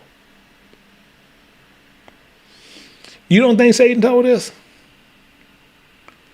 Satan told him. Let's move forward. Let's move forward. See, why God gave us a chance to confess, to be honest. Satan already told it. Satan had told him already what we did. But the point is this. When you sit there, and you have a man talking about something, and you told he was naked, and you tell the story of a man having adultery with a relationship with a girlfriend, and then you think, who you think gonna tell? So you having this adulterous relationship. I want you to clearly get what I'm saying. You're having an adulterous relationship with a woman. And she's sitting there saying, everything is cool, everything is good, everything is this, everything is that. And she said, I only want this, I only want that. Who do you think tell your wife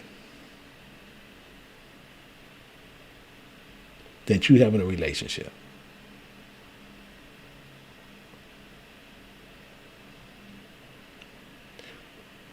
Soon as she sit there, you get up, she's going to tell you what, I want more time. You come over here to get everything.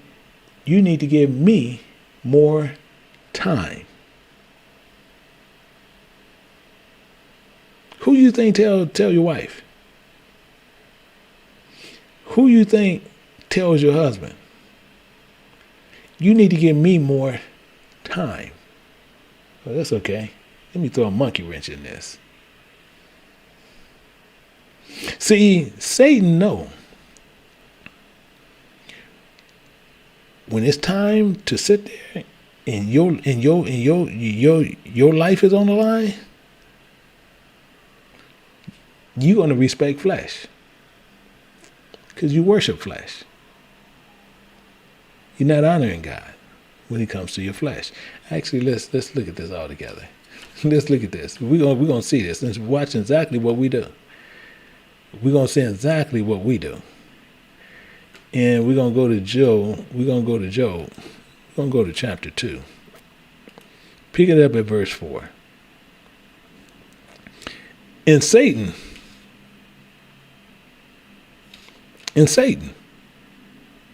See, because you're gonna sit there and look at two things which we cannot get around. In verse 12, and we know in Satan answered the Spirit of God, but watch this. And the man said, when he asked who did this, the man said, the woman whom thou givest to be with me, she gave me of the tree and I did eat.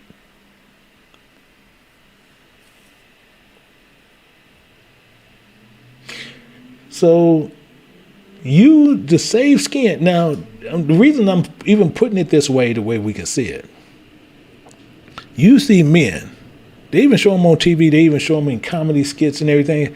You see a man sleeping with a woman, and then the wife walk in, and he get up and say, baby, this not what you see.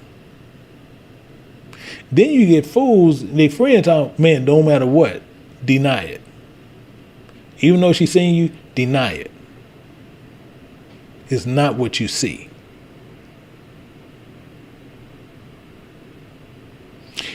And the same thing is God asking one clear question, asking the man. Look what he did. He said, who told thee thou was naked? Hast thou eaten from the tree whereof I commanded thee thou should not eat? And the man said, the woman whom thou givest to be with me, she gave me of the tree, and I did eat. And I ate. So the question becomes this. See, all we trying to do, we trying to save flesh, not honoring God, because we're not worshiping God. We worshiping flesh. Watch what happens. And Satan, over here in Job chapter 2, picking up at verse 4, it said, and Satan answered the Spirit of God and said, skin for skin. Yea, all that a man hath will he give for his life. Exactly the point. All that you have, you would give for your life. It says, put forth thy hand now and touch his bone and his flesh, and he will curse thee to thy face. You think he didn't do that right here? The woman you gave me. It's that woman you gave me.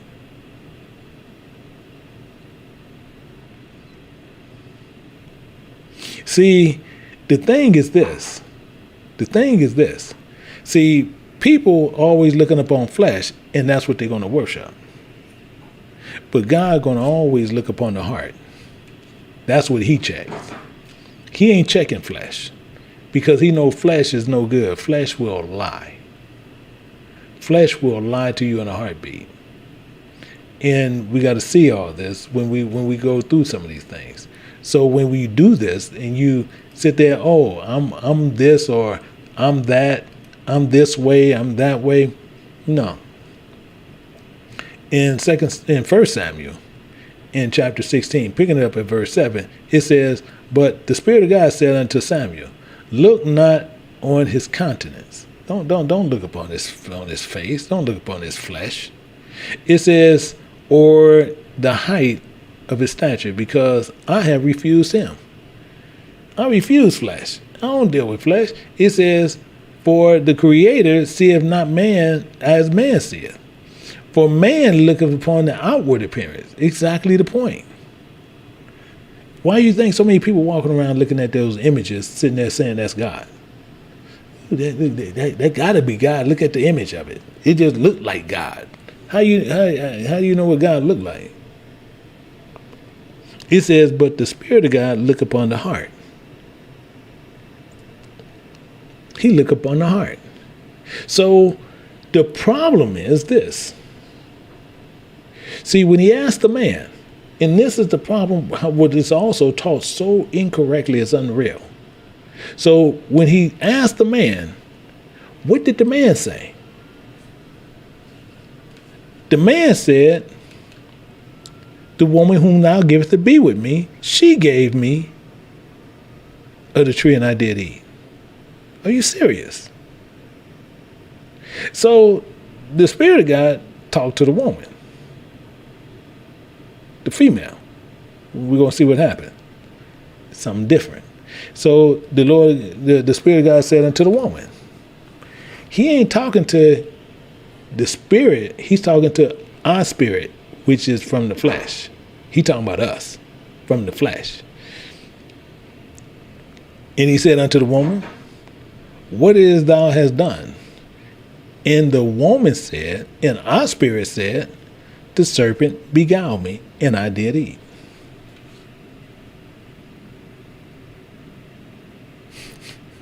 The serpent beguiled me, and I did eat. So we need to find out what's going on. Watch, let's see what's happening here, because he's going to say a lot of stuff here, which we're going to work it all out. in Genesis chapter 3, picking up at verse 17, it says this, and unto Adam he said, because thou hast hearkened unto the voice. So you see, he's still focusing on the voice, because we supposed to be respecting that more in the absence as if he was present. But the main thing is, he said to the voice of thy wife, to your spirit, it says, thou hast eaten of the tree which I commanded thee, saying, thou shalt not learn of it. He says, cursed is the ground for thy sake, and in sorrow shalt thou eat, should thou learn all the days of thy life. Exactly the point. But watch, it gets better. It gets way better. Oh, it gets way better. Because for this reason alone is why he's doing this. For this reason alone is why he's doing this. Watch what he says in 18, and then we're going to see something. He says, thorns also and thistles shall thou bring forth to thee, and thou shalt learn the herbs of the field. So he's telling you what's going to happen. He's telling us what's going to happen. And he says, in the sweat of thy face, and thou shalt eat knowledge, you shall learn of knowledge, till thou return into the ground, from which thou was taken. This is why he's saying this. So this is what is taught so incorrectly. It's what I want to show you. And why people, and they try to put this really on women, but you see what's going on here. And this is actually talking to both of us. It's talking to both of us. In 1 Timothy chapter 2, picking up at verse 11, it says, and let the woman learn in silence with all subjection. This is not talking about a physical woman. This is not talking about a physical woman at all. This is talking about our spirit. This is literally talking about our spirit here. And this is why it lets us know exactly what is happening. This is why it lets us know exactly what is happening here. Our spirits are to learn in silence and be taught the word of God with all subjection. So this is why it also speaks. We want to look at this also here to make sure we understand one good thing here. And we're going to look at 1 John. We're going to look at 1 John. This is why he says this. In 1 John chapter 4 and verse 1, it says, beloved, believe not every spirit, but try the spirits, whether they are of God, because many false prophets is gone out into the world. That's why. And we're supposed to be learning in all subjection. But the reason why is this. We're going to go to John chapter 10, verse 27. And he's telling us this, that's right up front. 10:27, he says this. It says, my sheep hear my voice, and I know them, and they follow me. And they follow me. Meaning that our spirits are to learn in silence with all subjection. In fact, he tells you this here, which is more again, it's not talking about a physical woman. But people are sitting there and they'll say it's talking about a woman. It's not talking about our spirit. And it's saying, but I suffer not a spirit to teach, nor to usurp authority over a man or woman, over flesh. It says, but be in silence. Why? Why is that? Because he's going to tell you why, where we was up earlier, to get the better understanding of all things. Let's look at this all together and clearly see what he's talking about. We're going to go back to Jeremiah chapter 3 and verse 15. And this is why he said that. This is why you got to try the spirits. Why he was saying this the entire time. He says, I will give you pastors according to my heart, which shall feed you with knowledge and understanding. These are the ones that you should be learning from. These are the ones who's going to be teaching you. These are the ones who's going to be helping you do this thing. So the big question is they said this and they say that, but pastors according to his heart you will learn from. So you can pray. You got many people say, I pray for understanding and God tells me what's going on. And God's going to give you another parable. But they'll sit there, well, God gives me the understanding. No, what you're doing, you see, what they're telling you is they breaking what God said. He said, I'm going to give you pastors according to my heart. He didn't say you pray and I'm going to give you the understanding of the parable which I gave you. Because he said, I'm only going to show you parables. I'm only going to show you these in visions and dreams. Same as he did to Peter. But people will sit there and say, well, I pray, and then he gives me the understanding. That person is a false teacher. That person is technically a liar. That's why you sit there, because you cannot break what God did.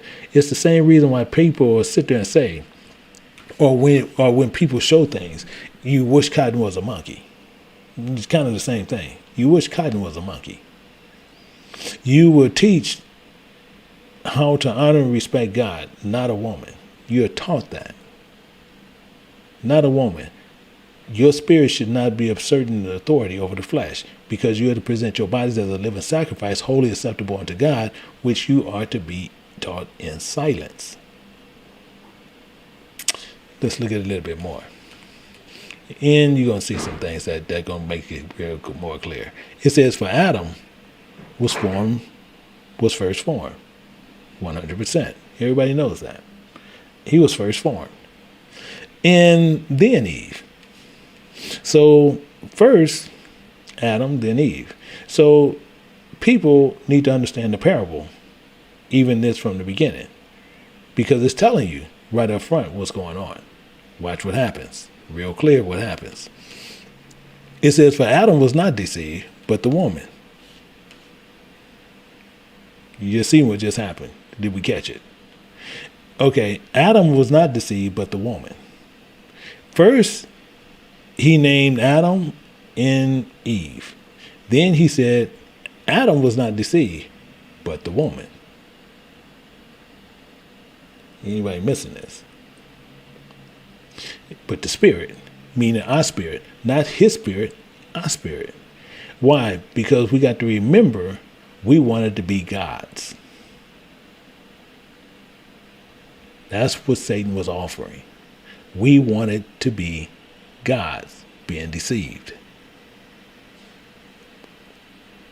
See, but Eve said what?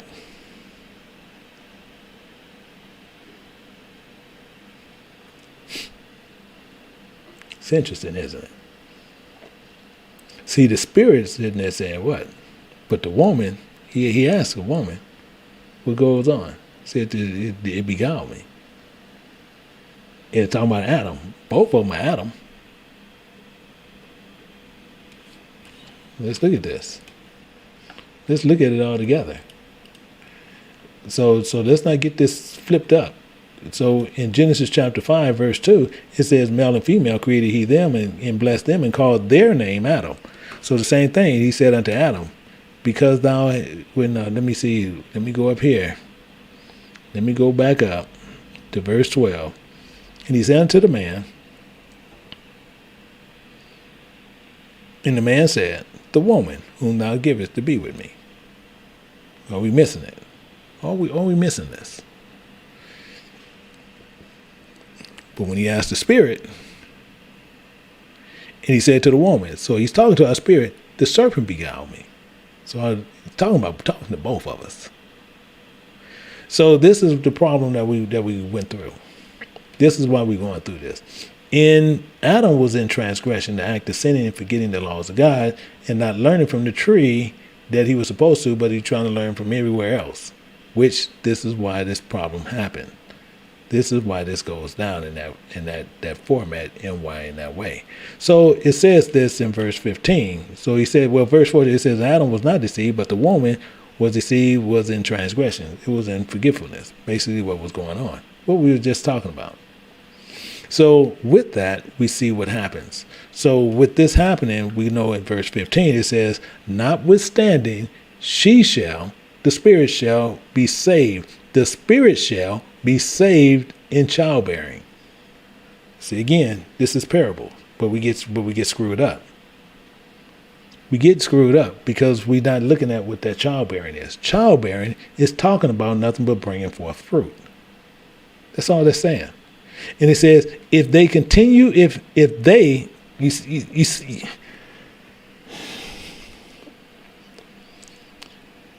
hopefully we see in this.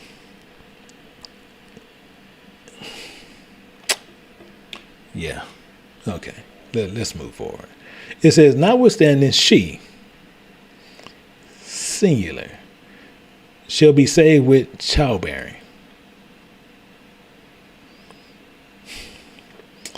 If they, in faith, including charity and holiness with soberty. What is it saying? So we bring forth fruit, meaning the same thing. So now we got to bring forth fruit. That's what this is saying. So we want to see how this works out. Let's look at this here. Let's go over here to Galatians. We're going to see how this works out for us. We're going to go to Galatians chapter 5. We're going to pick it up, and we're going to go over here to verse 22. It says, but the fruit of the Spirit is love. So we got to know we need these vitamins. So these things we need. We need these things. We need love. We need joy. We need peace. We need long suffering. We need gentleness. We need goodness. We need faith. We need meekness. We need temperance. These things we need. And we need these things to bear faith, charity, and charity is love, and holiness. And holiness is one thing that we also got to need, because we got to need that, as it's saying over here with this one here. See, because it's telling you faith and charity and holiness with all soberty.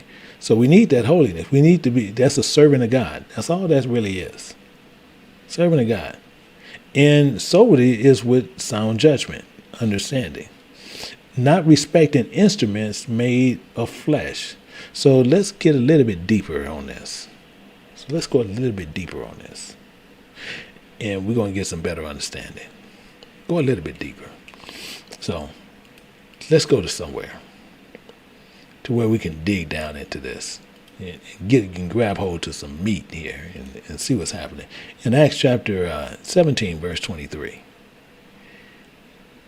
And Paul says this. Paul, he said, for as I passed by and beheld your devotions, your idols. These are idols. These are things that they look at as gods. He says, I found an altar with the inscription, the unknown God, whom for that reason you ignorantly worship. He said, there's one that you ignorantly worship. This one that you ignorantly respect. This one that you ignorantly don't respect at all. Him, I'm going to declare it to you. I'm going to let you guys know who this one is. Because you guys ignorantly worship him. You ignorantly respect him. You ignorantly honor him. You make him, you respect idols.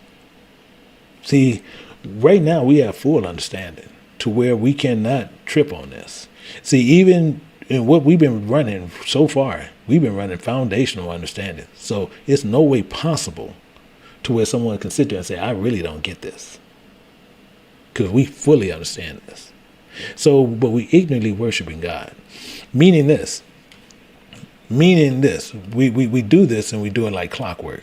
In Romans chapter 1, picking it up at verse 22, it says this, and it makes a lot of stuff even more understandable as we go through it. Because it says, professing themselves to be wise, and they became fools. Sitting there talking about this thing is an unknown God. This thing is an unknown God. We professing to be wise. We professing that we know everything. We professing we got this, we got that, we got this. We professing we know everything, and we became fools. You following me? We follow me. What? I'm telling you, we can't get out our own way. Watch this in verse 23. It says, and change the glory of an uncorruptible God. Worshiping them, these devotions, into an image made like a corruptible man. This is what we worshiping. We worshiping these things like clockwork. We worshiping, showing respect to them. We doing respect to birds, to four-footed beasts, and creeping things.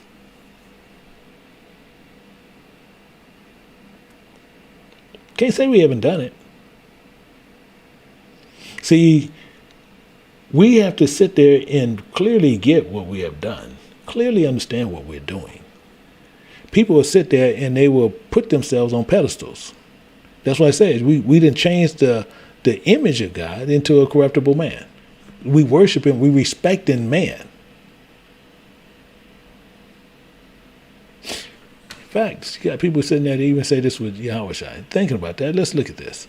Real quick, we're going to go to Mark. We're going to go to Mark chapter 10, and we're going to come right back over there. Mark chapter 10, and we're going to look at something. Pick it up at verse 18. It says this. It says actually, let's go to verse 17. Understand why he said what he said. He said, and when he had gone forth into the way, there came one running and kneeled to him and asked him, good master, good master. Now, this is what came out this man's mouth. Good master. What shall I do that I may inherit eternal life? Good master. And Yahweh said unto him, why callest thou me good? Oh, I thought he was God. Out his own mouth. And people will still say, no, this man is God. He's telling you, this man came up to him. What can I do to inherit eternal life? He said, wait a minute, hold up. First, we're going to take care of this first part. I'm going to tell you what's going on first. But first, let me get this correct. Why are you calling me good? There is none good but one. That is God. Let's get this straight. Then we can talk. But I got to get this first. I got to get this straight first. Think about that. So we have done this. We have changed the glory of God into an image made like a corruptible man.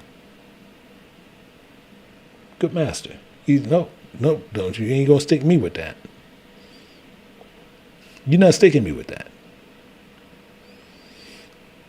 These are things that we do. In fact, drop down to verse 2, verse 25. It says, who changed the truth of God into a lie and worshiped, including served.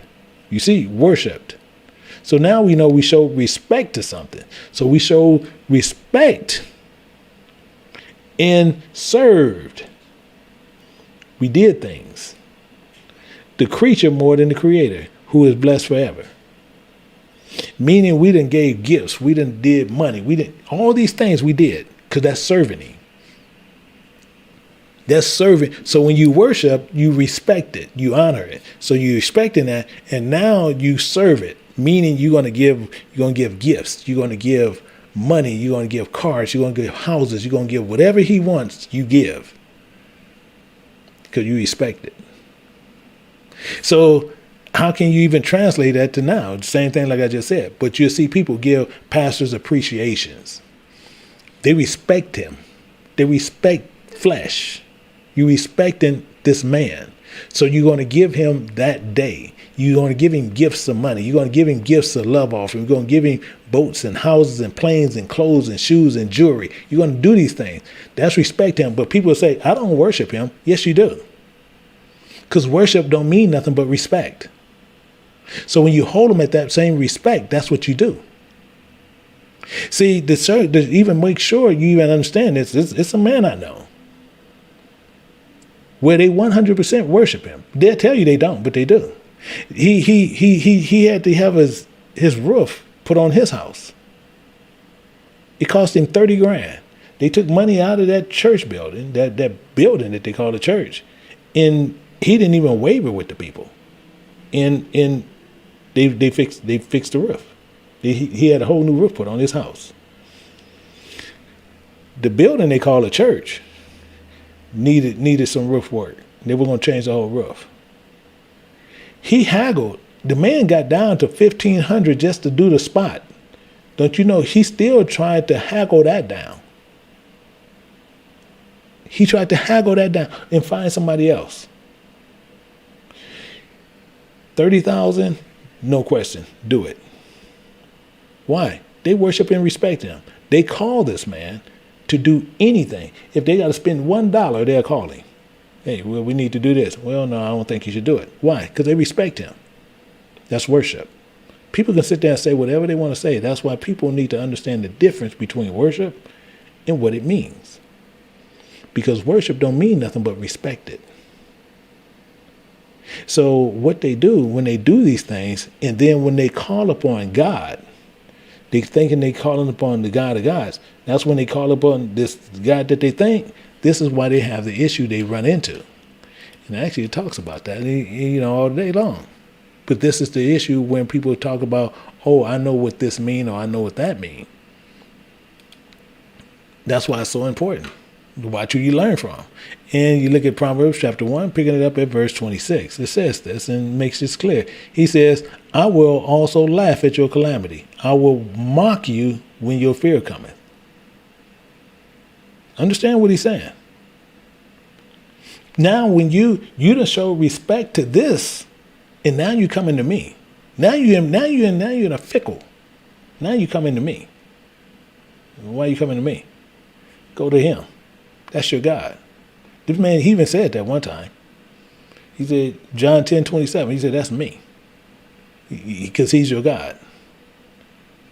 But as soon as you get in the fickle, you want to pray to this unknown God who I'm declaring to you. Because we have not worshiped God correctly. So we need to make this clear. And I would like to make sure that when you're on the wrong side. In fact, let's look at something. Let me show you something here. Let's look at this. We're going to go to 1 Chronicles. 1 Chronicles. And seeing people say, oh, well, no, that don't mean, go look at it anywhere. See, because the main thing is people don't want it to mean that because they want to continue to worship that man.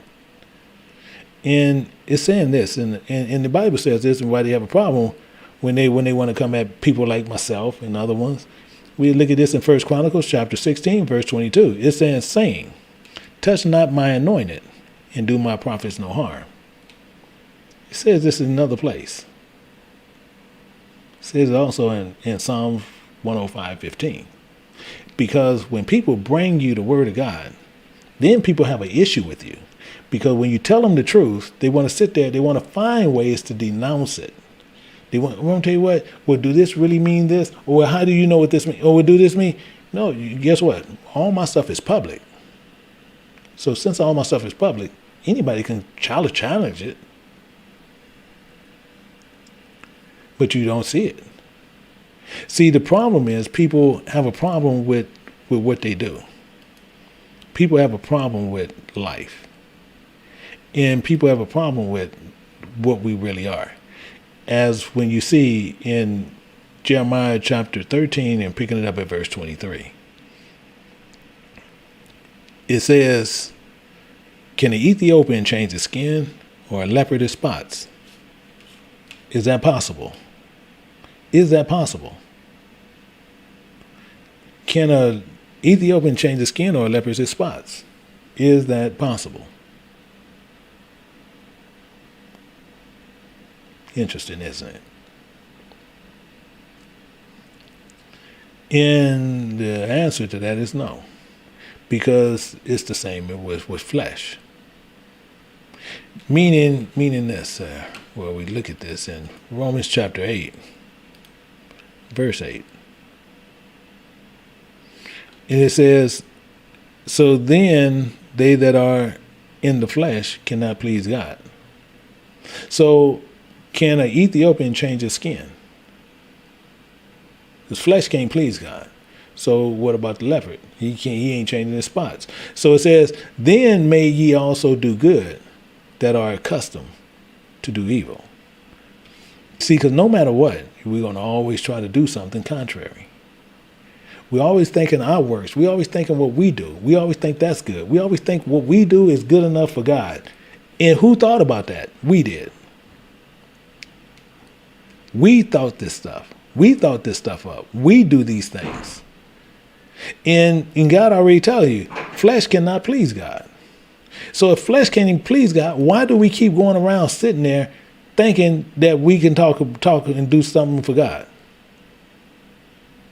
Then God can sit there and send you a teacher, and then you sit there and got a problem with him too. Oh, well, I can pray and I can get this. Yeah, okay. And so then when your problem comes, he laughs. He cracks up. And then all of a sudden, everybody got a problem. So these are the things that goes on. And the same thing people still continue to do is fleshly works. So we look at this in Isaiah chapter 64. Picking it up at verse 6, it says, but we are all comparing as an unclean thing. We compare to an unclean thing. And it says, in all our righteousness are compared as filthy rags. I want you to think about that. Our righteousness is compared to a filthy rag. There's no other way we can change this. People sit there and tell you contrary on top of contrary, and the first thing we do, oh, this person is right. You got people sit there and tell, well, I got the Spirit of God, and do everything contrary to what God said. Everything contrary. This is literally, you can have a righteous anger based on the stupidity that we do, because we see people do this on continuous basis. Oh, I got the Spirit of God in me. How in the world you got the Spirit of God in and you do everything contrary? Best thing to do, keep that to yourself. Don't sit there going around telling me this. You got the Spirit of God in you. Really?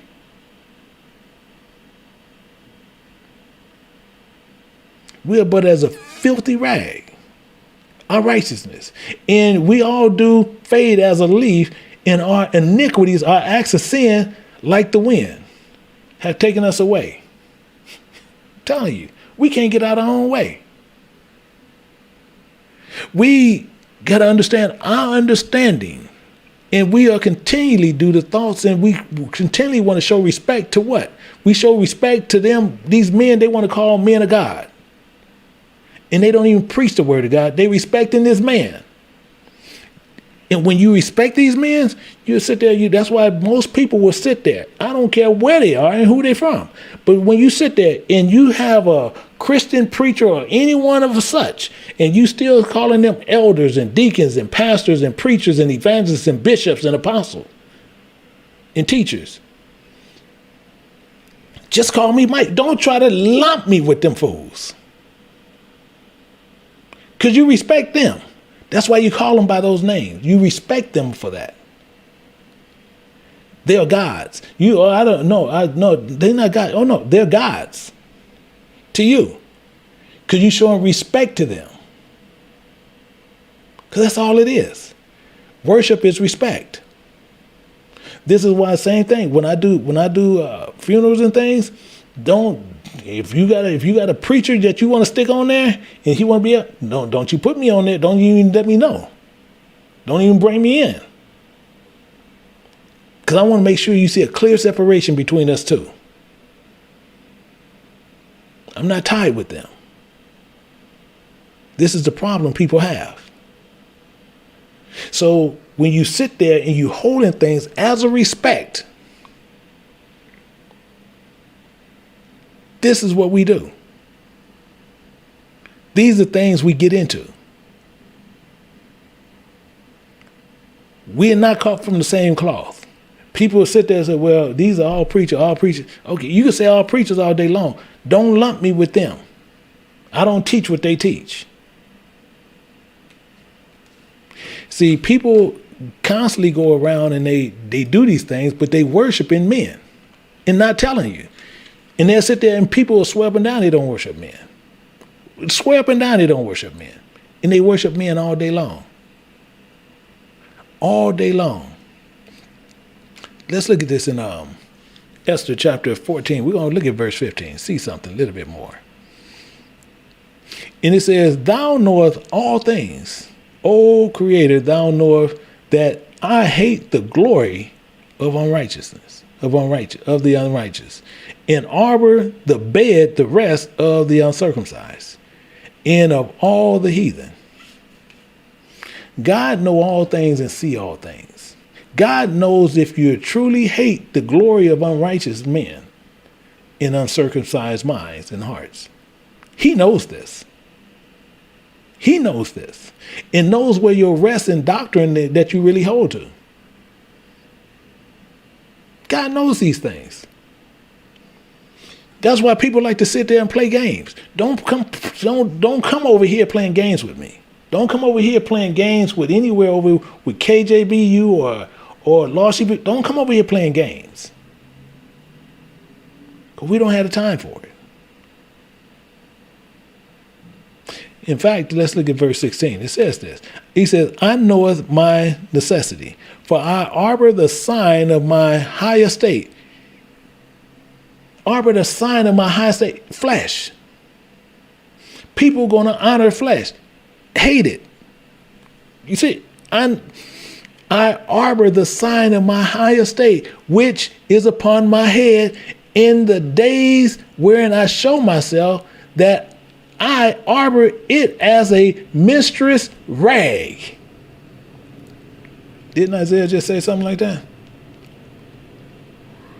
And I wear it not when I'm private by myself. So even when you by yourself, you're not even saying this stuff.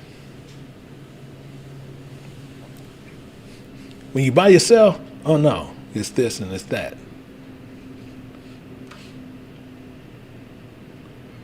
Worship and respecting gods. Worshiping and respecting gods. See, God said this, and just to make sure we understand this according to the law. And people sit there talking about, they'll hold on to men and all these kind of stuff. No.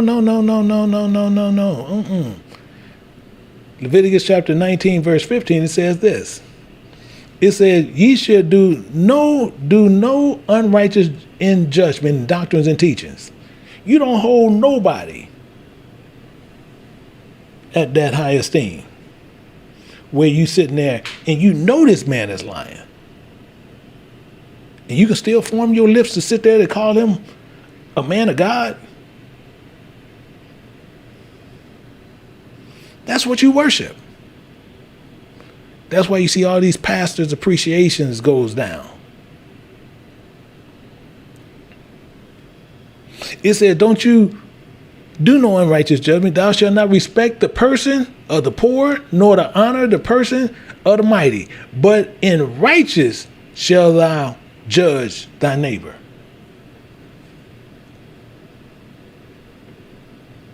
Are you with me? See, this is where people sit there and I didn't know I was doing it. Yeah. Well, you still want to hold them at that high esteem? Oh, no. Mm-mm. You don't get into these little things like this. In 2 Chronicles chapter 19, picking it up at verse 7, it says this. Well, now let the desire of the Creator be upon you. The Spirit of God be upon you. Take heed to do it.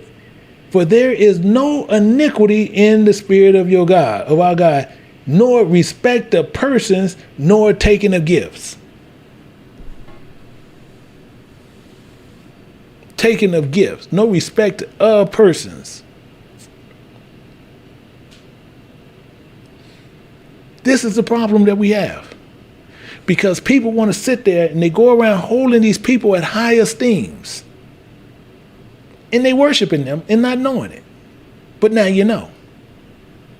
In fact, let's look at something. Let's go to Lamentations chapter 4. Picking it up at verse 16. And it says, the anger of the Spirit of God have divided them. Exactly the point. Exactly the point. He has divided them. He will not no more regard them. Why is he saying that? Because he's going to make it clear. They respect not the persons of the priests, nor favor not the elders. What did he just say? See, a priest, what he's telling you and making sure it's clear, a priest ain't nothing but an intercessor. That's all, an intermediary. That's all he is. That's why he's saying that. That's why he's saying the priest. He's an intercessory, one that he has sent to you to learn. In the person, it's just talking about the vessel it comes in. Nothing more, nothing less. The person of the priest. In fact, let's get some better understanding here. Let's get some better understanding here. Let's go to Deuteronomy chapter 18. Chapter 18, we're going to pick it up at verse 15. And we're going to see why he got that intercessor there. We want to see why he's there. And we sitting there in Deuteronomy chapter 18, picking it up at verse 14. It says, "And the Spirit of thy God will raise up unto thee a prophet from the midst of thee, of thy brethren like unto me. Unto him shall ye hearken." But watch what he says, and he makes some things perfectly clear. He gonna make something real, real clear here on what we're gonna get. It says, "According to all thou desire of the Spirit of thy God in herb in the days of thy assembly, saying, Let me not hear again the voice of the Spirit of my God." We get this. Did we miss something? We didn't want to hear the voice no more.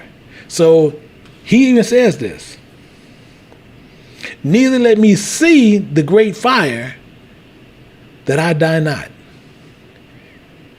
In the Spirit of God said unto me, Thou hast well spoken that which thou hast spoken." So he says this, "I will raise them up a prophet from among their brethren like unto me, unto thee, and I will put my words in his mouth, and he will speak unto them all that I shall command him." So as he said right here, so he gonna give you a vessel. He's going to give you a vessel. But the problem is this. People have a problem because now they worshiping men and not God. Men has taken this place, and now men is be putting themselves in these places, and they didn't remove God. Because he's telling you right up here in Hebrews chapter 10, verse 5, it says, "Wherefore, when he cometh into the world, he says, Sacrifice an offering thou wouldest not, but a body thou hast prepared me."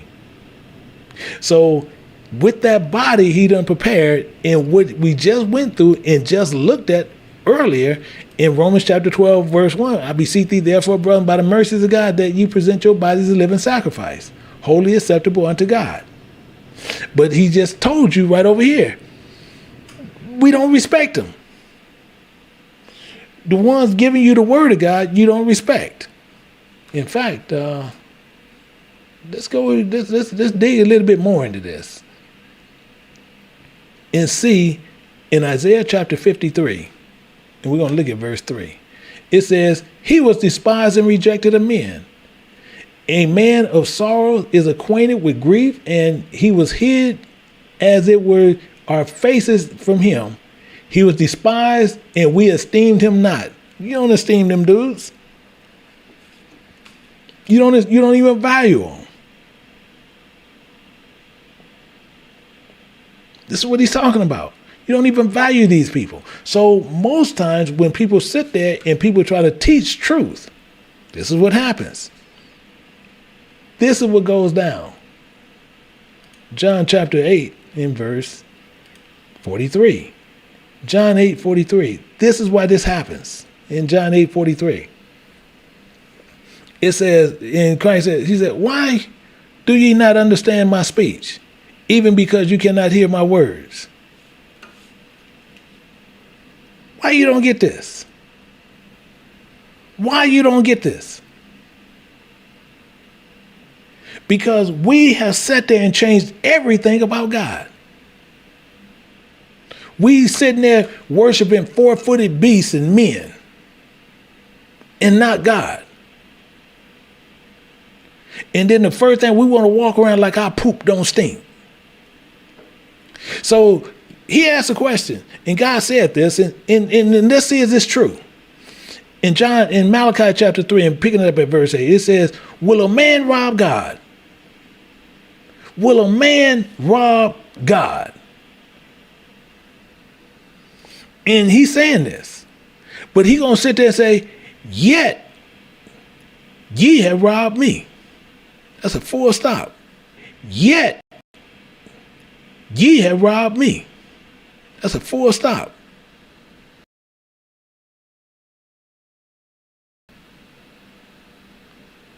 And he's going to tell you what you robbed him in. He's going to tell you what you robbed him in. He said, "In tithes and offerings,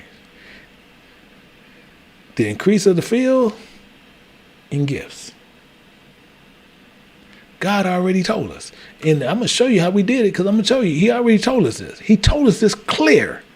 I'm talking about clear as day. We know this. Psalms chapter 50, picking it up at verse 10. It says, for every beast of the field of the forest is mine. But will a man rob God? And the cattle upon 1,000 hills. I know all the fowls of the mountain and the wild beasts of the field are mine. Are you using them? Are you using them? See, because one thing we do know, we got to appear before God. We have to appear before God. But we want to sit there and talk of like our poop don't stink. Haggai chapter 2, picking it up at verse 8. Clear as day. The silver is mine and the gold is mine, saith the Lord of hosts. So then you can't give no animals. They said, well, you can't give animals, so now you just got to give money.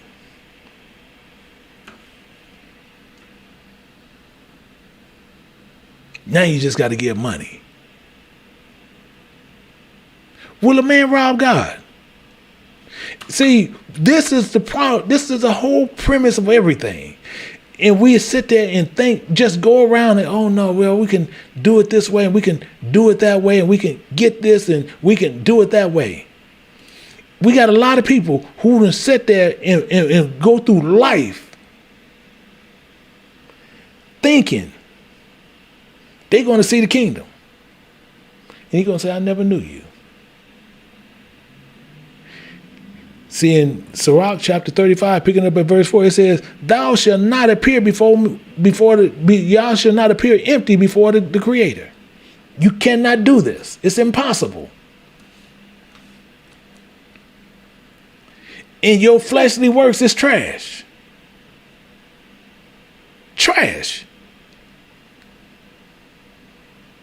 People sitting there talking about what they're going to do. I'm going to do this and I'm going to do that. I'm going to do this for the Lord. I'm going to do that for the Lord. I'm going to do this for the Lord. I'm going to do that for the Lord. These things we just continually do. Thinking we doing something that is helpful. And we doing nothing to help God. Doing nothing to control what we need to be doing. He already told us our flesh is like a dirty rag.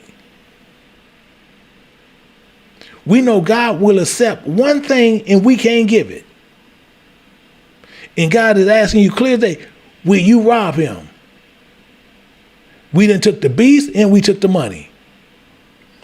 And if we truly respect God and we worshiped him, we wouldn't have did neither. But we're liars and we cheaters. We're liars and cheaters. And think nothing of it. And think absolutely nothing of it. In fact, I'm going to show you this. We'll go to Malachi chapter 1, verse 6. He said this. He said this in Malachi chapter 1, verse 6. He says, a son honoreth his father and a servant his master. See, honoreth is respect. Respect is the same as worship. And he says what? He says what here? He said, if I be a father, where's my honor? Where's my respect? And if I be a master, where's my desire? Saith the Spirit of God of hosts, unto you, O priests, you mediaries, you fools that despise my name. You intermediaries. This is what they do. We despise his name. We sit there and lie to people. As if these are supposed to be men of God. And they profess to be wise, but they fools. Despising the ways of God. And the first thing they say is, wherein have we despised thy ways? Where have we done this? Where have we done this? This is the problem that we have. Because why? We worshiping an unknown God. We figure we'll do it the way we want to do it. So you have men putting themselves in the position of gods.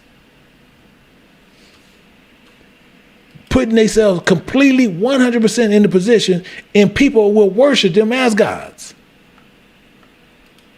Yeah, well, I don't worship him. Oh, yeah, you do. You give him money? Oh, you worship him. If he tell you anything to do that's outside the Bible and you do it, oh, you worship him. You 100% worshiping this man. In Ezekiel chapter 18, picking it up at verse 29, says this. It says, "Yet, saith the house of Israel, the way of the Creator is not equal. O house of Israel, is not my ways equal? Are not your ways unequal? Your ways are not his ways. Your thoughts are not his thoughts." This is what we do. This is why we have the issue we have. We sit and we do, we sit, we do, because we're going to sit there and we're going to do stuff the way we want to do it. And he tells us this right here in verse 13, in Malachi chapter 1, verse 13. Right over here, we're going to look right at it. He says, "And said also, remember that a worriness is it, for ye have snuffed at it, saith the Spirit of hosts, the Spirit of God of hosts. Ye have brought that which was torn." You brought what was torn. We need to know what torn is. Torn is something taken by force. Torn. Actually, I want to show you an example. I want to show you an example to where we all get it. We're going to go to 2 Samuel. We're going to go to chapter 12 and picking it up at verse 2. 12 verse 2. It says, "A rich man had exceedingly many flock and herds." This rich man. But I want you to get what he's saying here. It says, "But a poor man had nothing, save one," meaning only one, "ewe lamb. And he had brought it and nourished it up, and it grew up together with him and with his children. It did eat of his own meat and drank of his own cup, and laid in his bosom, and it was to him as a daughter." I want you to look at this. I want you to see what's going to happen here. And we're going to see, "And there came the traveler unto the rich man." So a traveler going to come to this rich man, and watch what this rich man do. "And he spared not to take one of his own flock." He didn't want to take one of his own herd. He didn't want that one, to dress it in for the wavering man, but was come unto him, but took, he torn this from this man, took it from the poor man's lamb, and dressed it for the man that was come to him. This is what we do. This is what we do. This is the crap we get into. Actually, it gets better. Because he tells you this here. He tells you this. I'm going to show you something what he tells us. He tells us this. This is clear as day. Deuteronomy chapter 10, verse 12. We run it to I'm going to run it to the ground. It says, "And now, Israel, what do the Spirit of thy God require of thee, but to desire the Spirit of thy God, to walk in his ways, and to love him, to promise him, and to serve the Spirit of thy God with all thy heart and all thy soul." And we can't even do this. We're going to sit there and take stuff by violence. We done broken it. He said, "You robbed me." Where ain't have we robbed you? You went in there and then stole my flock. Taking it by violence. He said more here. He said, "In the lane." We can't get out our own way. In the lane. These are ones that is feeble, unjust, and then they compromise in the ability to even walk upright. Meaning that so they sick in the mind. Because he's telling you in the sick. Let's look at this a little bit closer. I'm going to show you this a little bit closer. Let's go to Wisdom of Solomon. We're going to go to Wisdom of Solomon. And we're going to look at something. And we're going to sit there and I'm going to show you what we do. Because I'm going to tell you, if you don't hear it, I hear it all the time. All the time I hear this. Wisdom of Solomon chapter 14. And I'm going to read at verse 22. It says, moreover, this was not enough for them, that they erred in the knowledge of God. This is what we do. We do this like clockwork. Watch what they do. Watch what they do. But whereas they lived in a great war of ignorance. You just let that soak in. We live in a great war of ignorance. Those so great plagues they call peace. Oh, my mama, she died of cancer, but if she had a chance to come back, she wouldn't even want to come back. She up there in heaven. No, bro, you need to talk for yourself. You tell her that when she was suffering. These so greater plagues you call in peace.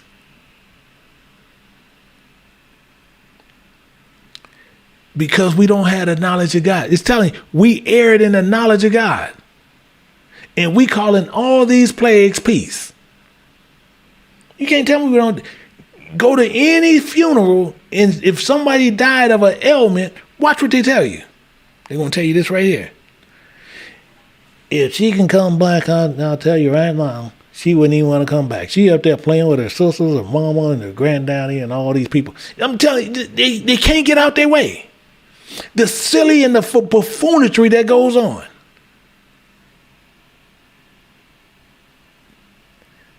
We call them plagues peace. Finally got a way to get to heaven. They call it heaven.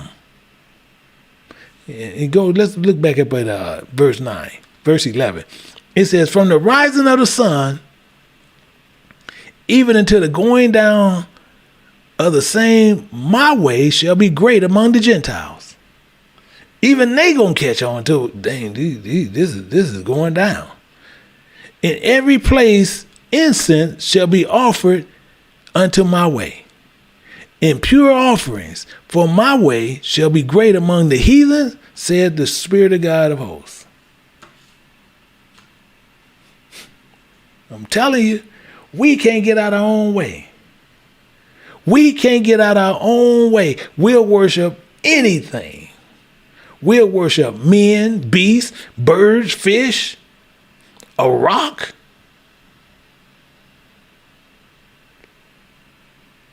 And we'll sit there and let men beguile us. We'll let men talk us into doing anything. Anything. And we won't think nothing about it. Nothing about this. Let no man beguile you. Colossians chapter 2, verse 18. Don't let no man beguile you of your reward in voluntary humanity in worshiping of angels, worshiping of messengers, intruding unto those things which have not seen, vainly puffed up by his fleshly mind. Vainly puffed up. Vainly puffed up. Well, we ain't gonna do this. We're gonna do this here. Oh boy, that is a man of God. He's a fool.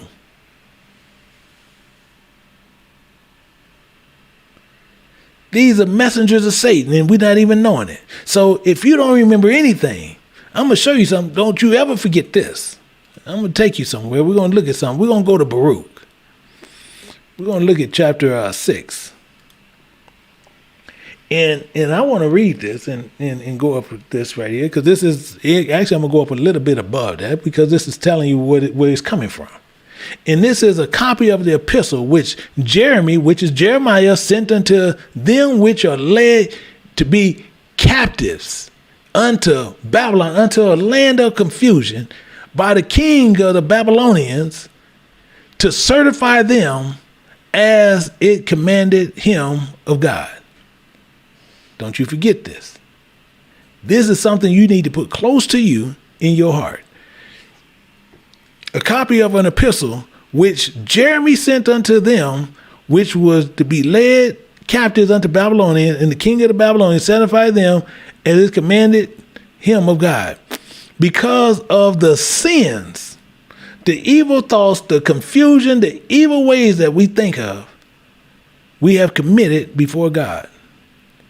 Ye shall be led away captive unto Babylonian by Nebuchadnezzar. You better know what Nebuchadnezzar is. Oh, you better know what that is. It says the king of the Babylonians. But it gets better. It says, so when ye come unto Babylonian, ye shall remain there many years. You want me to tell you how long? I'll tell you, until you're dead. Until you are dead. For a long season, that's until you're dead. Namely, 7 generations. And after that, I will bring you away peacefully from thence. But he got more here. Oh, he got some more here. It says, now ye shall see the Babylonian gods of silver and of gold and of wood, bored upon shoulders, which cause the nations to desire. See, people talking about, oh, the fear. No. Don't get this tripped up. you in the wrong place. We desire those things. You seen the Babylonian gods, the silver and the gold and the wood they bore upon shoulders, which caused the nations to not fear. You ain't scared of those. You want those. That's why some of us got them in the houses. Tattoo them on their bodies. But he got more here. It says, beware for that reason that ye in no wise be like the strangers. Be like to strangers. So you need to be like a stranger. Neither be afraid of them when ye see multitudes before them, behind them, worshiping them. That's what we do. We like to worship all kind of anything. It says, but say ye in your hearts, O Creator, we must worship thee.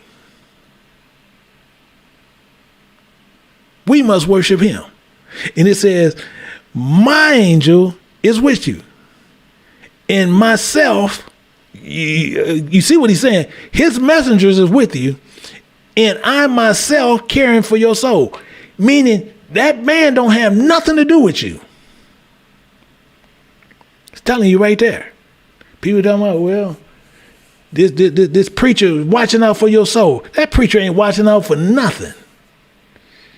My angel is with you, and I myself caring for your soul. He is caring for your soul. Not some man. This is the silliness that people get into.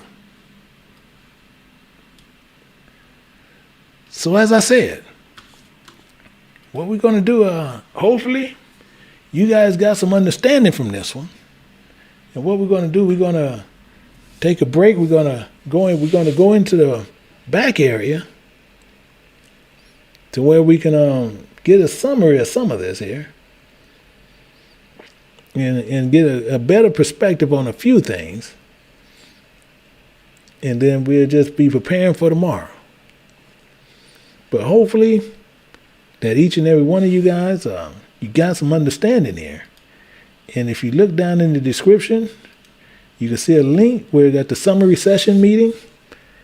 You can click, you can come in the back and get the information that we have that is going to go forward. And we'll be picking up on tomorrow with Romans over with King James Bible University. So hopefully you can join us there. And as well, tomorrow evening, we're going to have with our Deacon Micah, and Deacon Smith. They're going to be bringing forth their teaching about the birth of Christ and everything else with a lot of information there. So hopefully with this, that each and every one of you guys understand clearly what worship is. It's showing respect to whatever it is. So if you respecting and holding a man at that high respect, that is what you worship. That there is what you are worshiping. So with that, I say to each and every person, you can make sure the link's there below. And from that point, I say until next time, to everyone, shalom.